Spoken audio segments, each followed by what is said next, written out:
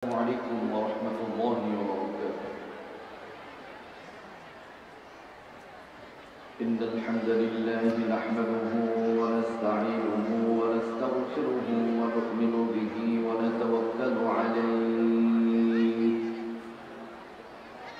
ونعوذ بالله من شرور أنفسنا ومن سيئات أعمالنا.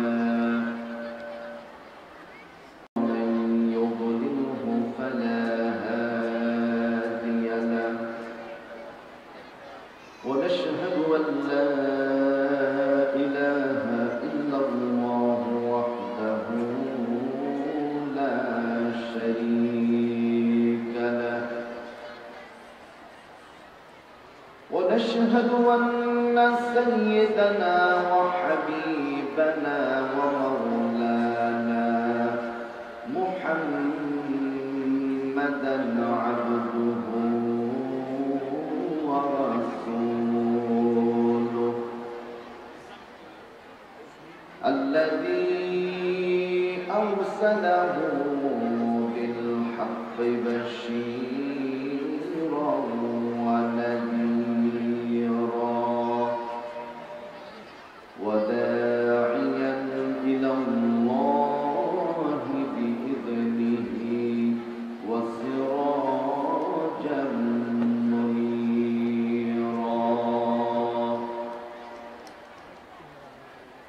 أما بعد فقد قال الله سبحانه وتعالى في كلامه المجيد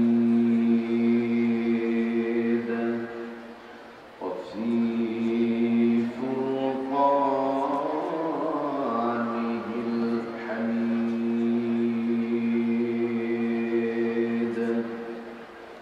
মায়েরা আস্তে আস্তে, পুরুষ ভাই যারা তারা জোরে সবাই পড়ি আউযু বিল্লাহি মিনাশ শাইতানির রাজীম। বিসমিল্লাহির রাহমানির রাহিম।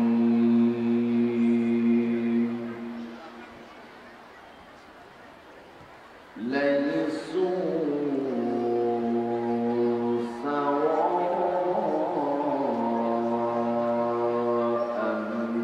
من أهل الكتاب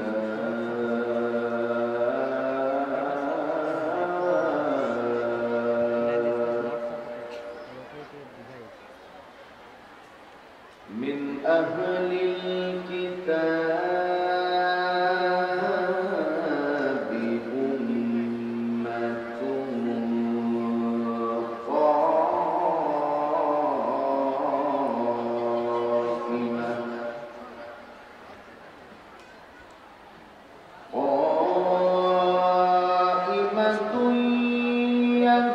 يتلون آيات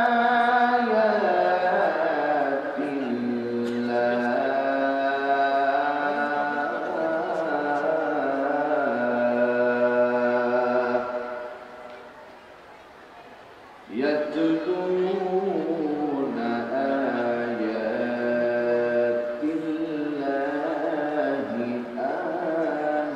آناء الليل وهم يسجدون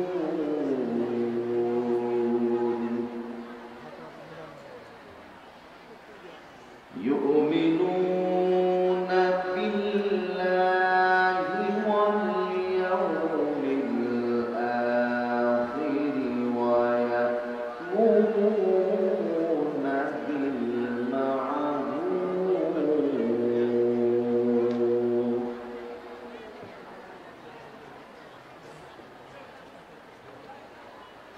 بسم الله الرحمن الرحيم. ليسوا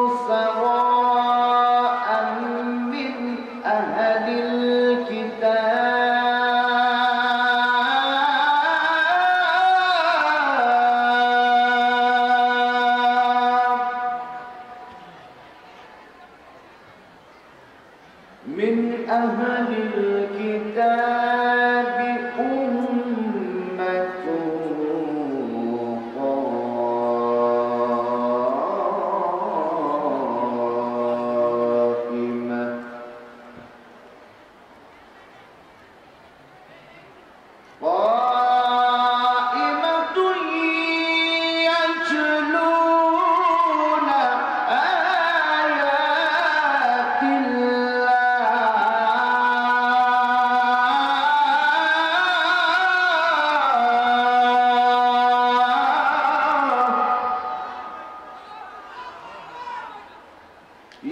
يتلون آيات الله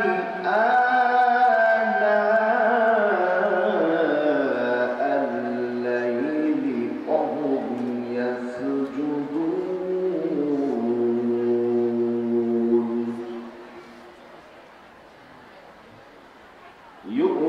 يؤمنون بالله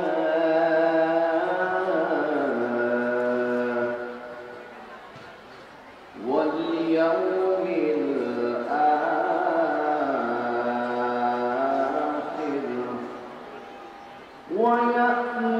ويأمرون بالمعروف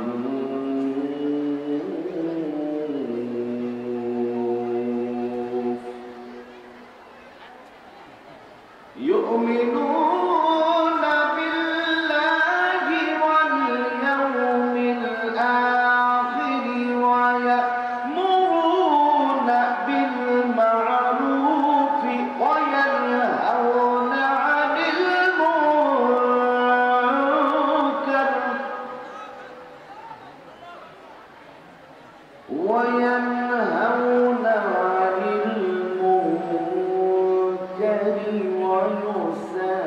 ويسارعون في الخيرات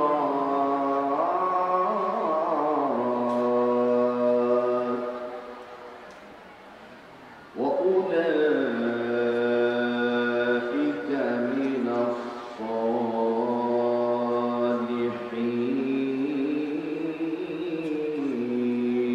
الصالحين وما يفعلوا من خير فلن يكفروا والله عليم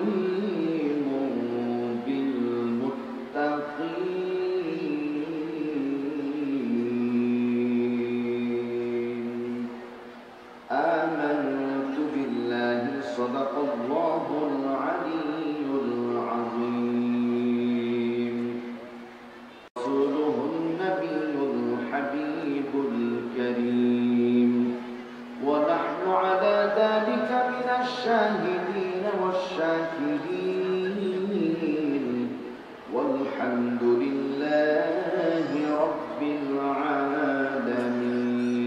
العالمين وقال رسول الله صلى الله عليه وسلم المرأة إذا صلت خمسها وصامت شهرها وأحصنت فرجها وعطاءت بالها فلتدخل من أي أبواب الجنة شاءت وقال رسول الله صلى الله عليه وسلم كلكم راع وكلكم مسؤول عن رايته وقال رسول الله صلى الله عليه وسلم الدنيا كلها متاع وخير متاع الدنيا المرأة الصالحة وقال تعالى في شان رسول الله صلى الله عليه وسلم آمرا ومخبرا إن الله وملائكته يصلون على النبي يا أيها الذين آمنوا صلوا عليه وسلموا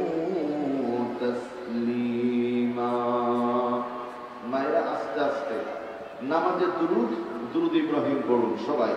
اللهم صل على محمد وعلى آل محمد كما صليت على إبراهيم وعلى آل إبراهيم إنك حميد مجيد. اللهم بارك على محمد وعلى آل محمد كما باركت على إبراهيم وعلى آل إبراهيم إنك حميد مجيد. একাকী রমণী নির্জন পথে যাবে, কেউ কোনো কটু কথা হবে না, অনুজন পথে ঘাটে সম্পদের মোহে ওনার রাহাজানি হবে না। সেই দিন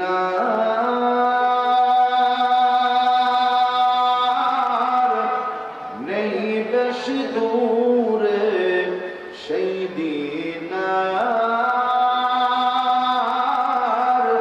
নেই বেশি দূরে, আর কিছু পথ গেলে মিলবে,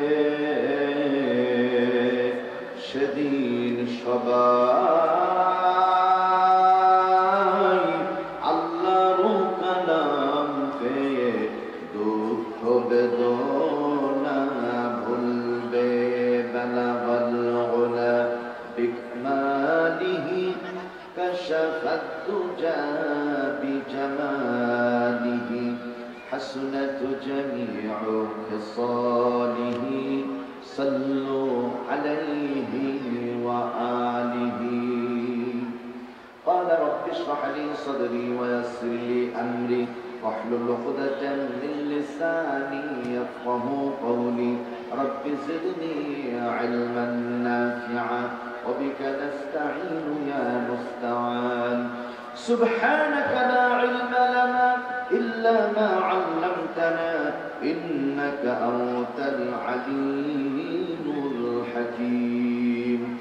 سبحان ربك رب العزة عما يصفون والسلام على المرسلين والحمد لله رب العالمين.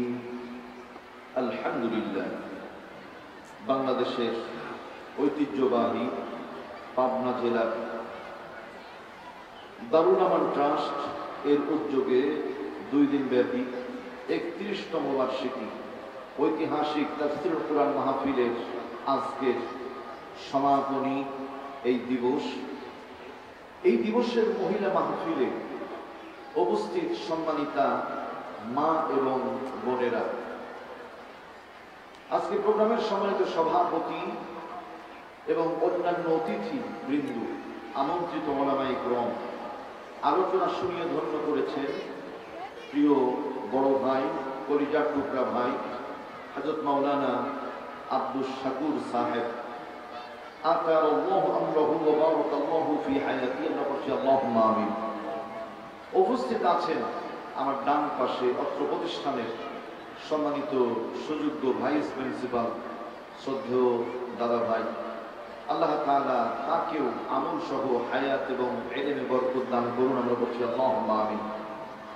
অত্যন্ত শ্রদ্ধার সাথে স্মরণ করছি এই প্রোগ্রামের যিনি দ্রষ্টা, স্বপ্নদ্রষ্টা, আল্লাহর ডাকে সাড়া দিয়ে বিদায় নিয়ে চলে গেছেন প্রতিষ্ঠাতা সভাপতি হযরত মাওলানা জননন্দিত নেতা এবং আলেমে দ্বীন আব্দুস সুবহান সাহেব, আল্লাহ তাআলা জান্নাতুল ফিরদাউসের সুউচ্চ মাকাম দান করুন।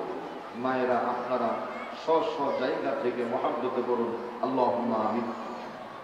এই প্রতিষ্ঠান গড়বার জন্য যিনি জমিকে আল্লাহর সন্তুষ্টির জন্য দান করেছেন, আলহাজ আসির উদ্দিন সর্দার সাহেব, আল্লাহর ডাকে সাড়া দিয়ে চলে গেছেন। আল্লাহ তাকেও জান্নাতুল ফিরদাউসের সুউচ্চ মাকাম দান করুন করি আল্লাহুম্মা আমিন। বিশেষ করে বাংলাদেশের সাধারণত পুরুষ মাহফিলগুলি হয়ে থাকে, মহিলা মাহফিল তুলনামূলক কম। এই মহিলা মাহফিলের যিনি উদ্বোধক, যিনি পরিচালক, স্বপ্নদ্রষ্টা, উদ্বোধন কর্তা, প্রখ্যাত নন্দিত বিশ্বনন্দিত মুফাসসির কোরআন হযরত মাওলানা আল্লামা দেলাওয়ার হুসাইন সাইদি রাহিমাহুল্লাহু তাআলা, আল্লাহ তাআলা তার কবরটাকে জান্নাতুল ফিরদাউসের সুউচ্চ মাকাম বানিয়ে দিন। আমরা বলছি আল্লাহুম্মা আমিন। সেই সাথে শ্রদ্ধার সাথে স্মরণ করছি, সুস্থতা কামনা করছি। শারীরিক অসুস্থতা নিয়ে আমাদের মাঝে অনুপস্থিত আছেন এই প্রতিষ্ঠানে সুযোগ্য অভিজ্ঞ শ্রদ্ধাভাজন সম্মানিত প্রিন্সিপাল মাওলানা ইকবাল হুসাইন সাহেব, আল্লাহ তাআলা তাকে পরিপূর্ণ শিফায়ে কামিলা আজিলা দান করুন। উপস্থিত আছেন মাওলানা আব্দুল গফফার খান ভাই সহ অনেক নাম না জানা এই প্রতিষ্ঠানের সম্মানিত শ্রদ্ধেয় ব্যক্তিবর্গ। প্রতিষ্ঠানের বাইরে অনেক ওলামা হযরত আছেন, অনেক আলেমা, হাফেজা, করিয়া, অনেক বোন আমাদের মাঝে আছেন। প্রত্যেকের প্রতি যতদূর মাইকের আওয়াজ যাচ্ছে আমি শান্তিকামী সালাম আর একটিবার জানাচ্ছি, আসসালামু আলাইকুম ওয়া রাহমাতুল্লাহি ওয়া বারাকাতুহু। আল্লাহ রাব্বুল আলামিন সুবহানাহু ওয়া তাআলা মহান দরবারে আলিশানে শুকরিয়া আদা করছি, যিনি করুণা করে ভালোবেসে এই বেহেশতি বাগানে জান্নাতি পাখি হয়ে আমাদের আসার বসার সুযোগ করে দিয়েছেন। যারা সুযোগ পেয়েছি আমার মা বোনদেরকে বলবো, জীবনে বহুদিন গল্প করেছেন, বহু কথা বলেছেন, সত্য কথা অসত্য কথা। আজকে আমরা কোনো কথা না বলে মুখ বন্ধ রেখে নিশ্চুপ নিঃশব্দে আমরা কোরআনের আলোচনাগুলি অন্তরের কান দিয়ে শ্রবণ করার জন্য চেষ্টা করি। আল্লাহ আমাদের প্রতি সহায় হন, আমার মাদের প্রতি সহায় হন। আমরা বলি আল্লাহুম্মা আমিন। আমাদের মা বোন যারা আছেন তাদেরকে অনুরোধ করব, সন্তানদের ছেড়ে দেবেন না। অনেকেই হারিয়ে যাচ্ছে। হামজা নামের একটা বাচ্চা হারিয়ে গেছে। যদি কেউ পেয়ে থাকেন মেহেরবানি করে আমাদের মঞ্চের কাছে পৌঁছে দেবেন ইনশাআল্লাহ। আমাদের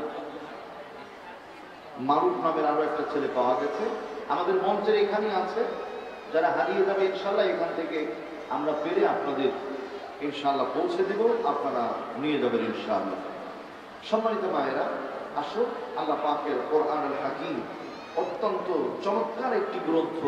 মানব মুক্তির জন্য যুগে যুগে কালে কালে মানুষ বহু পরিবর্তন করেছে। নানান গ্রন্থের আল্লাহর কোরআনের কোনো পরিবর্তন হয়নি। আল্লাহ রাব্বুল আলামিন বলেন, হুদাল লিন-নাসি ওয়া বায়িনাতিন মিনাল হুদা ওয়াল ফুরকান। বিশ্বের মানুষের জন্য আমি আল্লাহ কর্তৃক নাযিলকৃত অবতারিত মহাগ্রন্থ কোরআনে কারীম। এই কোরআনের সাথে যাদের সম্পর্ক তৈরি হবে তথা কোরআন দিয়ে ব্যক্তি জীবন, পরিবার, সমাজ, রাষ্ট্র যারা চালাবে আমি আল্লাহ তাদের হেদায়েত দানে ধন্য করে দেব। সুবহানাল্লাহ। কোরআন মানলে হেদায়েত পাওয়া যায়। শুধু হেদায়েত নয়, ওয়াবায়্যিনাতিন মিনাল হুদা ওয়াল ফুরকান। সত্য কোনটা, মিথ্যা কোনটা, হক কোনটা, বাতিল কোনটা, আলো কোনটা, অন্ধকার কোনটা, ইসলামের পক্ষে শক্তি কোনটা, বিপক্ষের শক্তি কোনটা, আল্লাহর কোরআন মানলে এটি চেনা আমাদের জন্য সহজ হয়ে যায়। সুবহানাল্লাহ। এই জন্য আল্লাহর কোরআনের বাইরে, রাসূলের হাদিসের বাইরে বিকল্প কোনো চিন্তায় আমাদের শান্তি, স্বস্তি, নিরাপত্তা হতে পারে না। কোরআনে কারীম থেকে দু একটি আয়াতে কারিমা তেলাওয়াত করেছি, মায়েরা ভালো করে শুনুন। সূরাটির নাম হলো সূরাতু আলি ইমরান। আলি ইমরান এই সূরাটি নাযিল হয়েছিল মদিনায়। সূরার ভিতরে আয়াত আছে 200, রুকু আছে 20টি। এই সূরা 33 নম্বর আয়াতে ওয়ালা ইমরানা আলাল আলামিন সম্পৃক্ততা ঠিক রেখে সূরাটির নামকরণ করা হয়েছে আলী ইমরান। এই সূরা 113, 14, 15 নম্বর আয়াতে কারিমা তেলাওয়াত করেছে। নির্ধারিত সময়ের ভেতরে এই আয়াত এবং পঠিত হাদিসের উপরে আমরা আলোকপাত করব বিবাশিয়াতিল্লাহ বিফাদলিল্লাহ বিইذنিল্লাহ ইনশাআল্লাহ তাআলা। শানে নজুল শোনাচ্ছি।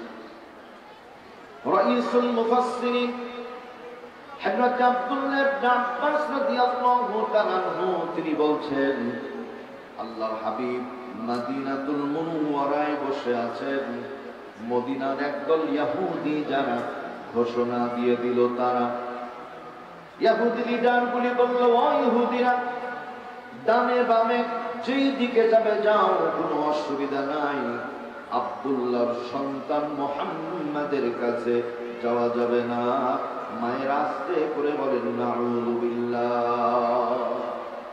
সব জায়গায় যাওয়া যাবে, নবীর কাছে যাওয়া যাবে না। কেন যাওয়া যাবে না?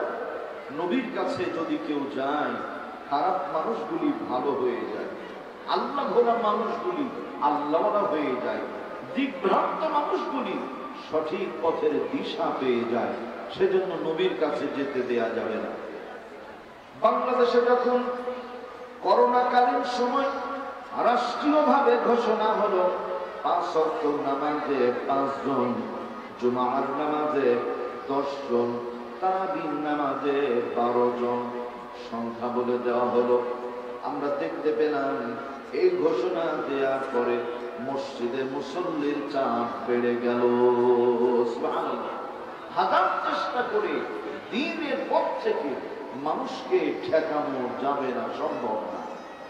কোরআনে কারীম জবাব দেয়, আল্লাহ রাব্বুল আলামিন বলেন, ওয়াল্লাহু মুতিম্মু নূরিহি ওয়ালাউ কারিহাল কাফিরুন।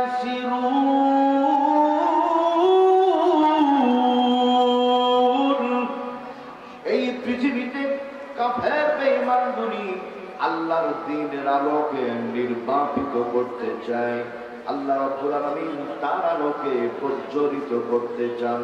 কাফের মুশরিকদের যত কষ্টই লাগুক না কেন, আল্লাহর আলোকে আল্লাহ জানিয়ে দেবেন। দুনিয়ার কোনো বাতিল বেঈমান নিভাতে পারবে না। সুবহানাল্লাহ। করোনাকালীন সময় আমাদের কাছে রিপোর্ট আছে, স্কুলের ছাত্রছাত্রী কমে গেছে, কিন্ডারগার্টেনে ছাত্রছাত্রী কমে গেছে, হাই স্কুলে কমে গেছে, প্রাইমারিতে কমে গেছে, কলেজে কমেছে, বিশ্ববিদ্যালয়ে কমেছে। আলহামদুলিল্লাহ, মাদ্রাসায় ছাত্রছাত্রীর সংখ্যা অনেক অনেক গুণ বেড়ে গেছে। এর পেছনে কারণ হলো বিশ্বের ইতিহাস তালাশ করে পাওয়া যাচ্ছে। ফ্রান্সের প্রেসিডেন্ট এমানুয়েল ম্যাক্রন করোনার চাপ যখন অনেক বেশি, তার সংসদ ভবন থেকে বাইরে বের হয়ে চলে আসলো। আসার পরে আসমানের দিকে মাথা উঁচু করে দিয়ে তাকায়, শাহাদাত আঙ্গুল ইশারা করে বলে, আল্লাহর দয়া ছাড়া করোনা থেকে বাঁচা সম্ভব নয়। ভারতের প্রেসিডেন্ট নরেন্দ্র মোদী একটা অনুষ্ঠানে, একটা সম্মেলনে বক্তৃতাকালীন এক পর্যায়ে বলে ফেললেন, আল্লাহ রাব্বুল আলামিন আর নবী মুহাম্মদ সাল্লাল্লাহু আলাইহি ওয়াসাল্লাম আল্লাহর হুকুম, নবীর সুন্নাহ ছাড়া কোনদিন বিশ্ববাসী করোনা থেকে বাঁচতে পারে না। সুবহানাল্লাহ। শুধু তাই নয়, করোনা থেকে বাঁচার জন্য মানুষ আপ্রাণ চেষ্টা করেছে। বিশেষ করে অনেক মানুষ মসজিদে পর্যন্ত যায়নি। ইতিহাস তালাশ করে পাওয়া গেছে, করোনার ভয়ে মসজিদ থেকে, নামাজ থেকে দূরে সরে ছিল যারা, অধিকাংশ ক্ষেত্রে করোনার হাতে ধরা খেয়ে বিদায় নিয়ে চলে গেছে তারা। তার মানে করোনা তো বাঁচানো মারার মালিক না, মালিক হলো আল্লাহ। সুতরাং করোনা হলো আল্লাহর এক সৃষ্টি, আল্লাহর এক হুকুম, আল্লাহর এক নির্দেশ। সুতরাং করোনা থেকে নয়, করোনার মালিককে ভয় করতে হবে, আল্লাহ করোনা থেকে বাঁচিয়ে দিবে। সম্মানিত মায়েরা আমার, এই ঘোষণার পরে তাফসীর ইবনে কাসিরে লেখা হয়েছে 23 জন ইহুদি এক জায়গায় হলো। তাফসীরে রূহুল মাআনিতে লেখা হয়েছে 43 জন ইহুদি এক জায়গায় হলো। তাফসীরে নূরুল কোরআনে লেখা হয়েছে 73 জন ইহুদি এক জায়গায় হলো। হবার পরে তাওরাতের একজন যোগ্য পণ্ডিত আলেম আল্লাহর বান্দা আব্দুস সালামের সাথে তারা সাক্ষাতে মিলিত হয়। ও আব্দুল্লাহ ইবনে সালাম, তুমি তো তাওরাতের যোগ্য পণ্ডিত। বলে হ্যাঁ। কি হয়েছে? বলে আমাদের ইহুদি দলীয় লিডার যারা রাসূলের কাছে যেতে নিষেধ করেছে, তারা আমরা সিদ্ধান্ত নিয়েছি নেতারা নিষেধ করে এমন ব্যক্তির কাছে যেতে, ওই লোককে তো আমাদের একটা বার হলেও জীবনে দেখা দরকার। মায়েরা বলেন সুবহানাল্লাহ। ইহুদিরা নিষেধ করে আর তাদের ভিতরে কিছু লোক তৈরি হয়ে যায়, বলছে আমাদের নেতারা যেহেতু বলেছে, সুতরাং একটা বারের জন্য হলেও নবীর চেহারা দেখা আমাদের আবশ্যক, দেখতেই হবে। সিদ্ধান্ত হয়ে গেল। নেতৃত্ব দিচ্ছেন তাওরাতের যোগ্য পণ্ডিত আলেম আব্দুল্লাহ ইবনে সালাম। তার নেতৃত্বে মানুষগুলি আস্তে আস্তে আস্তে আস্তে রওনা দেবার প্রচেষ্টায় মত্ত হয়ে গেলেন। আব্দুল্লাহ ইবনে সালাম বলছে নিষেধ করেছে তো, কিভাবে যাবে তোমরা? বলছে এতদিন যায়নি, ওরা নিষেধ করেছে যখন সিদ্ধান্ত নিয়েছি নবীর চেহারা না দেখে বাড়িতে ফিরবো না ততক্ষণ পর্যন্ত। সুবহানাল্লাহ। সিদ্ধান্ত কার্যকর করবার জন্য নবীজির কাছে রওনা দিয়েছেন 73 জন ইহুদি। আল্লাহ রাব্বুল আলামিন জিবরাইল আলাইহিস সালাতু ওয়াস সালামকে ডাক দিয়ে বলেন, জিবরাইল যাও যাও, দেরি করো না, আমার হাবিবকে জানিয়ে দাও আমার হাবিবের সামনে এই মুহূর্তে 73 জন ইহুদি আসবে। নবীকে বলে দিও এদের ভিতরে যিনি যোগ্য পণ্ডিত আলেম তাওরাতের, ওই লোকটার নাম হলো আব্দুল্লাহ ইবনে সালাম। আব্দুল্লাহ ইবনে সালাম সহ এই 73 জনকে নবীজি যেন একটু মহব্বত করেন, আদর করেন, মেহমানদারি করেন, তাদের দেখভাল করেন।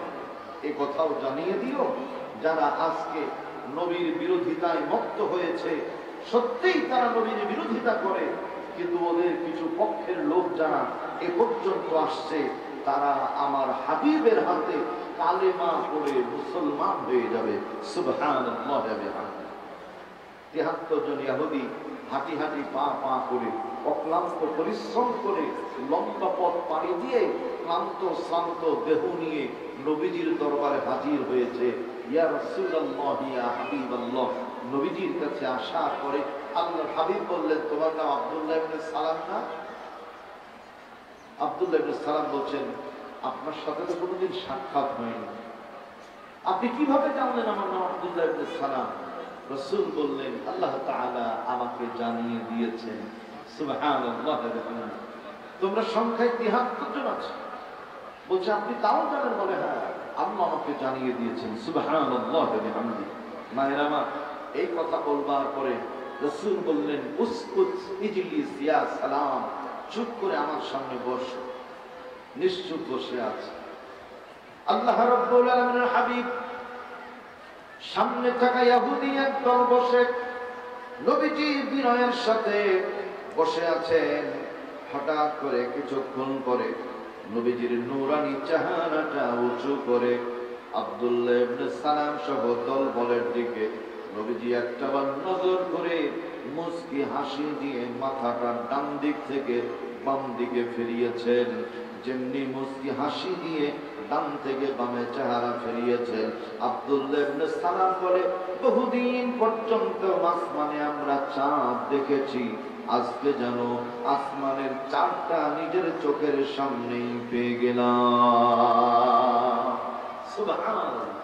অপরূপ মায়াবী সুশ্রী সুদর্শন চেহারার নবী হলেন আপনার আমার নবী মুহাম্মদুর রাসূলুল্লাহ সাল্লাল্লাহু আলাইহি ওয়াসাল্লাম। আল্লাহু আকবার। হযরত মা আয়েশা বলেন, যে সমস্ত মিশরের মহিলারা নবী ইউসুফ আলাইহিস সালামকে দেখার পরে তারা আঙ্গুলের পরিবর্তে আপেলের পরিবর্তে আঙ্গুল কেটে ফেলেছিল, ওই মিশরের মহিলারা যদি আজকে বেঁচে থাকতো আমার রাসূলকে দেখতে পেত, ওরা আঙ্গুলের পরিবর্তে কলিজা পর্যন্ত কেটে ফেলতো। সুবহানাল্লাহ। নবীজি কত অপরূপ ছিলেন, কত সুশ্রী সুদর্শন ছিলেন। সুবহানাল্লাহ। মায়ের আমার, আল্লাহর হাবিব তার এই নূরানী চেহারা দেখার পরে, সুন্দর সুলভ আচরণ দেখার পরে, বন্ধু সুলভ আচরণ দেখার পরে আব্দুল্লাহ ইবনে সালাম বলেন, ইয়া রাসূলুল্লাহ ইয়া হাবিবাল্লাহ, নবীজির ডান হাত কি সামনে দেয়া যাবে? আল্লাহর হাবিব যেমনি সামনে ডান হাত বাড়িয়ে দিয়েছেন, আর দেরি হয়নি। আব্দুল্লাহ ইবনে সালাম বলেন, দেরি না করে ডান হাতের উপরে সমস্ত মানুষগুলি এক এক করে হাত চাপিয়ে দেয়, আর পরে আমাদের এখনই পড়ে দেয় ইমানের কালেমা লা ইলাহা ইল্লাল্লাহু মুহাম্মাদুর রাসূলুল্লাহ সাল্লাল্লাহু আলাইহি ওয়াসাল্লাম। ইহুদিরা নবীজির কাছে আসতে দেবে না, আর ওই মানুষগুলি নবীজির কাছে আসার পরে কালেমা ছাড়া ফেরত যাবে না। সুবহানাল্লাহ ওয়া বিহামদিহি। ওরা চিন্তা করে কি, আর আল্লাহ ঘটিয়ে দেন কি? মানুষগুলি কালেমা পড়ে নিল। আল্লাহ রাব্বুল আলামিন এবার এই বান্দাদের কালেমা পড়ার প্রতি সন্তুষ্ট হয়েছেন। সময় কিছু পার হয়ে গেল, ইহুদিরা তো আর এখন না, এখন নো মুসলিম হয়ে গেছে। মুসলিমগুলি ডাক দিয়ে বলেন, নবীজি অনুমতি যদি দেন বাড়ির দিকে চলে যাব। আল্লাহর হাবিব বললেন, যাবে যাও, বি কেয়ারফুল, সাবধান। কারণ হলো এই মুহূর্তে আমার সামনে কালেমা পড়েছো যারা ইমানের পরীক্ষার সম্মুখীন হবে তারা, তার মানে ইমান আছে যার, পরীক্ষা আছে তার, ইমান নাই যার, পরীক্ষা নাই তার। নমস্তেগুলি বলছেন, হুজুর আপনি আল্লাহর হাবিব, আপনি আমাদের জন্য দোয়া করুন, আল্লাহ যেন আমাদের প্রতি রহম করেন। ফি আমানিল্লাহ, বারাকাল্লাহ, রাহিমাকুমুল্লাহ। ঠিক আছে, যাও, আল্লাহ ভরসা। যাই যাই দারুল আমান ট্রাস্টের গেট পার হয়ে সামনে চলে গেলি মেরিন রোড, একটু পরে গাছপাড়া, তারপরে মাদিগাছা, তারপরে টেমুনিয়া, কানিকাপুর, 12 মাইল, এরপরে দাসুরিয়া। মোড়ে মোড়ে ইহুদি লিডার যারা দাঁড়িয়ে ছিল তারা আব্দুল্লাহ ইবনে সালাম এবং তার দলবল দেখার পরে বলছে, কোথায় গিয়েছিলাম? নবীর কাছে গিয়েছিলাম। ইহুদিদের মেজাজ গরম হয়ে গেল, নিষেধ করেছি তারপরেও কেন গেলাম? এই মানুষগুলি বলে, এতদিন যাইনি, নিষেধ করেছেন যখন, নবীজির নূরানী চেহারা দেখার আগ্রহ মনে বেড়ে গেছে তখন। সুবহানাল্লাহ। নিষেধ করার পরেও কিছু বলে, হ্যাঁ কোনো কারণ আছে, কোনো বিষয় আছে? বলে হ্যাঁ আছে। কি হয়েছে? নবীজির কাছে গেলাম, নবীজি বসতে দিলেন, বসলাম, নবীজি আদর আপ্যায়ন করলেন, তার আপ্যায়ন গ্রহণ করলাম। একবার মাথা উঁচু করে মুস্কি হাসি দিয়ে ডান দিক থেকে বাম দিকে মুখটা ঘুরিয়েছে, নবীজির চেহারায়, নবীজির হাসিতে মত্ত হয়ে ডান হাত সামনে চাইলাম, নবীজি বানিয়ে দিলেন। দেরি করলাম না, মুহূর্তের ভেতরেই কালেমা পড়ে মুসলমান হয়ে গেলাম। সুবহানাল্লাহ। সর্বনাশ করেছে। কালেমা পড়ে নিয়েছো? বলে হ্যাঁ। শোনো, কালেমা পড়েছো মানে কপালটাকে পুড়িয়ে দিয়েছো। নাউযুবিল্লাহ। মায়েরা আমার, আজকে যারা মাদ্রাসায় পড়ে, আজকে যারা কোরআন তেলাওয়াত করে, আজকে যারা ইসলাম অন্তরে লালন করে, ইসলামী আন্দোলন করে, ইসলামের পক্ষে সংগ্রাম করে যারা, তাদের কেউ সমাজে কিছু মানুষ এমন কটু কথা শোনায় আর বলে দিনের পথে গেছো মানে বিপদগ্রস্ত হয়েছো। দুনিয়ার বিপদ তো আসল বিপদ নয়, বরং পরকালের বিপদই হলো আসল বিপদ। সুতরাং দুনিয়ায় মুমিন যারা কষ্টে থাকে তারা, কাফের যারা আনন্দে থাকে তারা, তবে দুনিয়ায় কাফেরদের আনন্দ শেষ, মুমিনের আনন্দ দুনিয়ার পরে শুরু হবে আর শেষ হবে না। খালিদিনা ফিহা আবাদা, যার শুরু আছে শেষ নাই ইনশাআল্লাহ তাআলা। আল্লাহ রাব্বুল আলামিন এই বান্দাগুলিকে ইহুদি যারা ডাক দিয়ে বলে কালেমা পড়েছো মানে কপালটাকে পুড়িয়ে দিয়েছো, ওদের মনটা বড় খারাপ হয়ে গেল। দেরি হলো না, come to back the prophet Muhammad সাল্লাল্লাহু আলাইহি ওয়াসাল্লাম রাস্তার মাঝখান থেকে নবীজির কাছে ফিরে চলে আসলো। আসার পরে বলে ইয়া রাসূলুল্লাহি ইয়া হাবিবাল্লাহ, হুজুর আমরা নাকি কালেমা পড়ার কারণে কপালটাকে পুড়িয়ে ফেলেছি। নবীজি বুঝতে পেরেছেন যা বলেছিলাম তাই হলো। বসো। কালেমা পড়লে কপাল পুড়ে না, বরং কালেমা পড়লে কপাল ভালো হয়। সুবহানাল্লাহ ওয়া বিহামদিহি। নিশ্চুপ বসে আছে। ইন দ্য মিন টাইম আল্লাহ তাআলা জিবরাইল আলাইহিস সালামকে ডাক দেন, জিবরাইল যাও যাও, নবীজির সামনে ৭৩ জন মুসলিম বসে আছে, ওরা সবেমাত্র কালেমা পড়েছে, ঈমান এনেছে, ওদেরকে কপাল পোড়া বলেছে ওদের দলীয় লোকজন।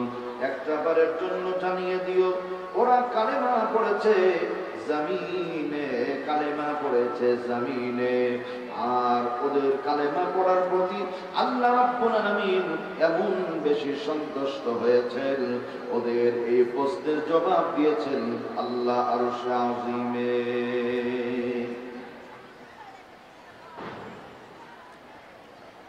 সম্মানিত ভাইয়েরা, তাহলে বিষয়টা কি দাঁড়ালো? পৃথিবীতে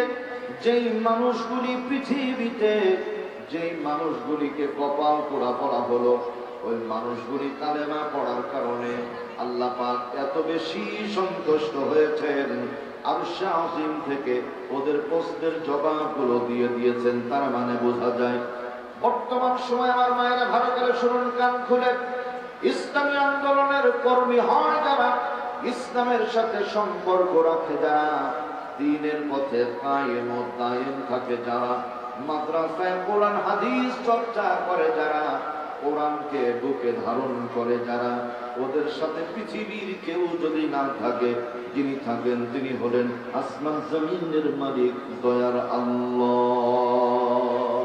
সুবহানাল্লাহ। ওহী নাযিল হয়ে গেল। আল্লাহ তাআলা এখন ডাক দিয়ে বলছেন লাইসু সাওয়াআম মিন আহলিল কিতাব।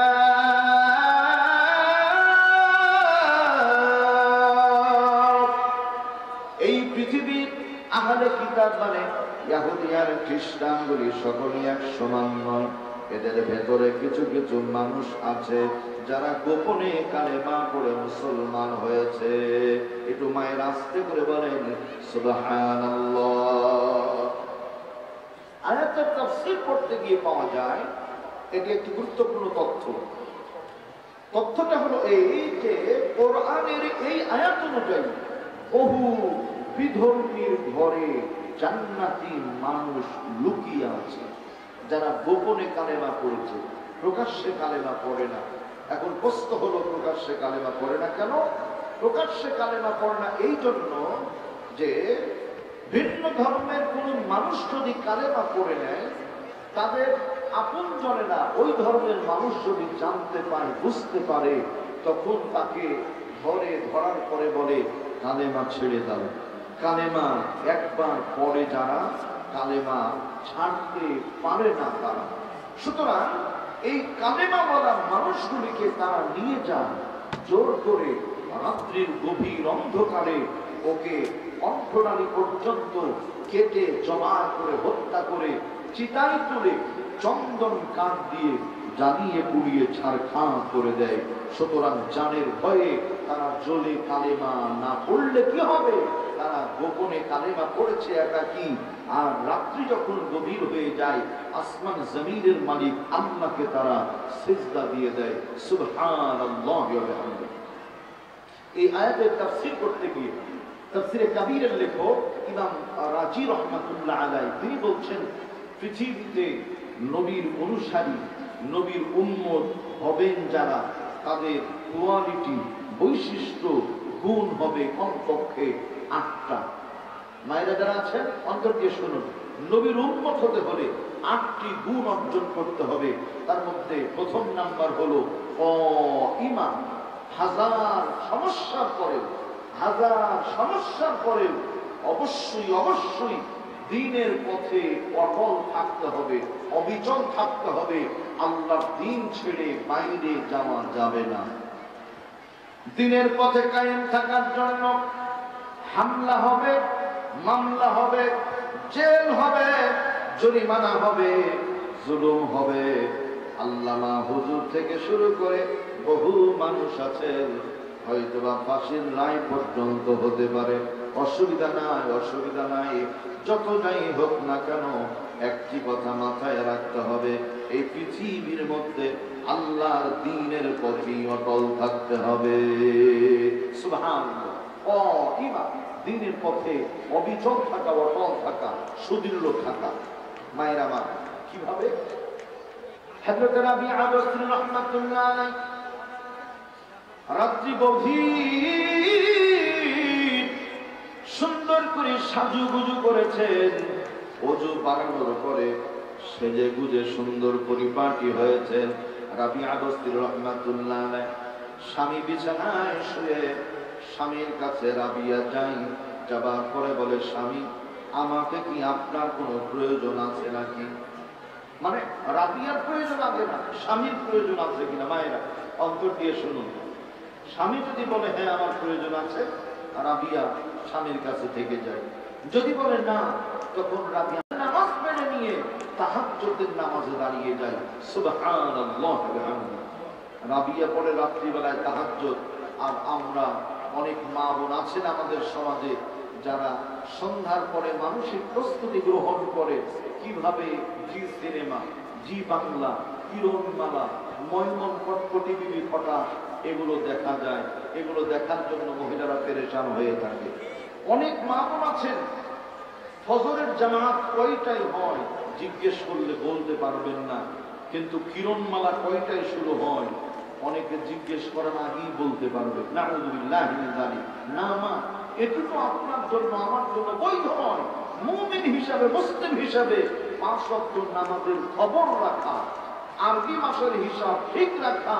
এই যে মেরাজের সেই মাস চলছে, রজব মাস, এরপরে আসবে শাবান মাস, এরপরে রমাদান মুবারক, এই মাসগুলির কথা স্মরণ রাখা, সিয়াম পালন করা। বরং কিরণমালা, জি সিনেমা, জি বাংলা এগুলো জেনে রাখায় কোনো কল্যাণ নেই, ভুলে থাকাই কল্যাণ, আর শরীয়তের বিধান মানাতেই কল্যাণ।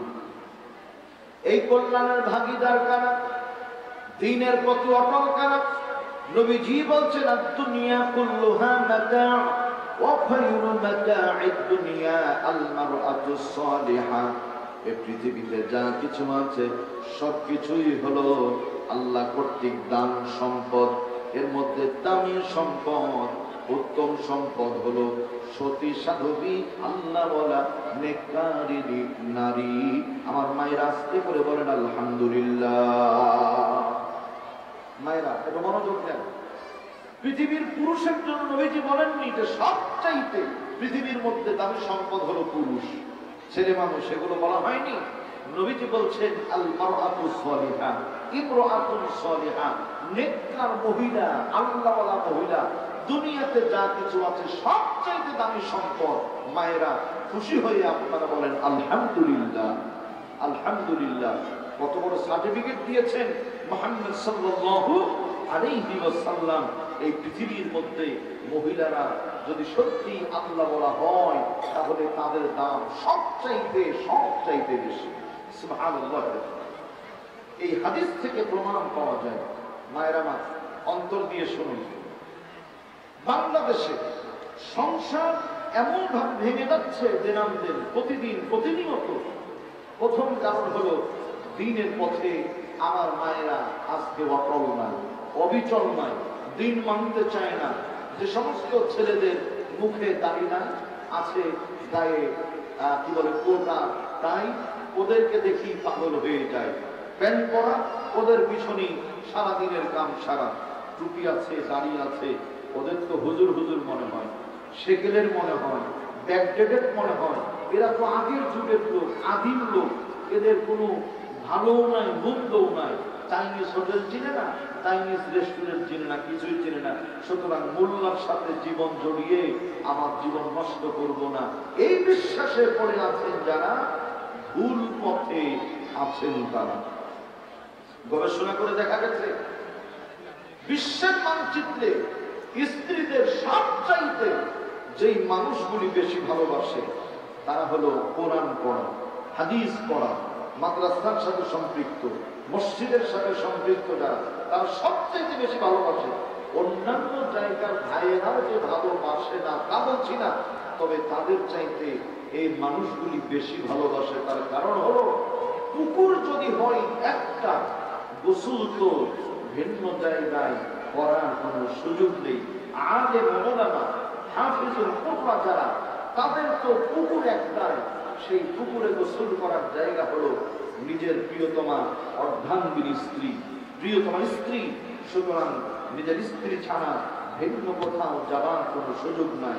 পক্ষান্তরে অন্যান্য যারা, সবাই না, অধিকাংশই দেখা যায় নিজের স্ত্রী ছাড়াও এদিকে সেদিকে ডানে বামে বেশি তাকায়। বেতনের চাইতে উপরিক্ত টাকা, ওভারটাইমের পয়সা পেলে কিছু কর্মচারী যেমন বেশি খুশি হন, সমাজে কিছু ভাই আছে, কিছু যুবক আছে, নিজের স্ত্রী তার চাইতে বাইরের গুলো নিয়েই বেশি খুশি হয়। আমরা বলি নাউযু বিল্লাহি মিন যালিক। এই যে পরকীয়ার ছবল, এই পরকীয়া নামক গজব বাংলাদেশে শুরু হয়েছে, এর একমাত্র কারণ হলো আজকে দ্বীনের পথে আমরা অটল নাই। মায়েরা বাচ্চারা শুনছেন, মা বোনদের ভেতরে কিছু বোন আছেন যাদের রাগ এত বেশি, ওই রাগের সময় যদি ওনার মাথার উপরে পানি আর চাউল দিয়ে পাতিল চাপিয়ে দেয়া হয়, তার রাগেই ওই চাউল সিদ্ধ হয়ে যাবে।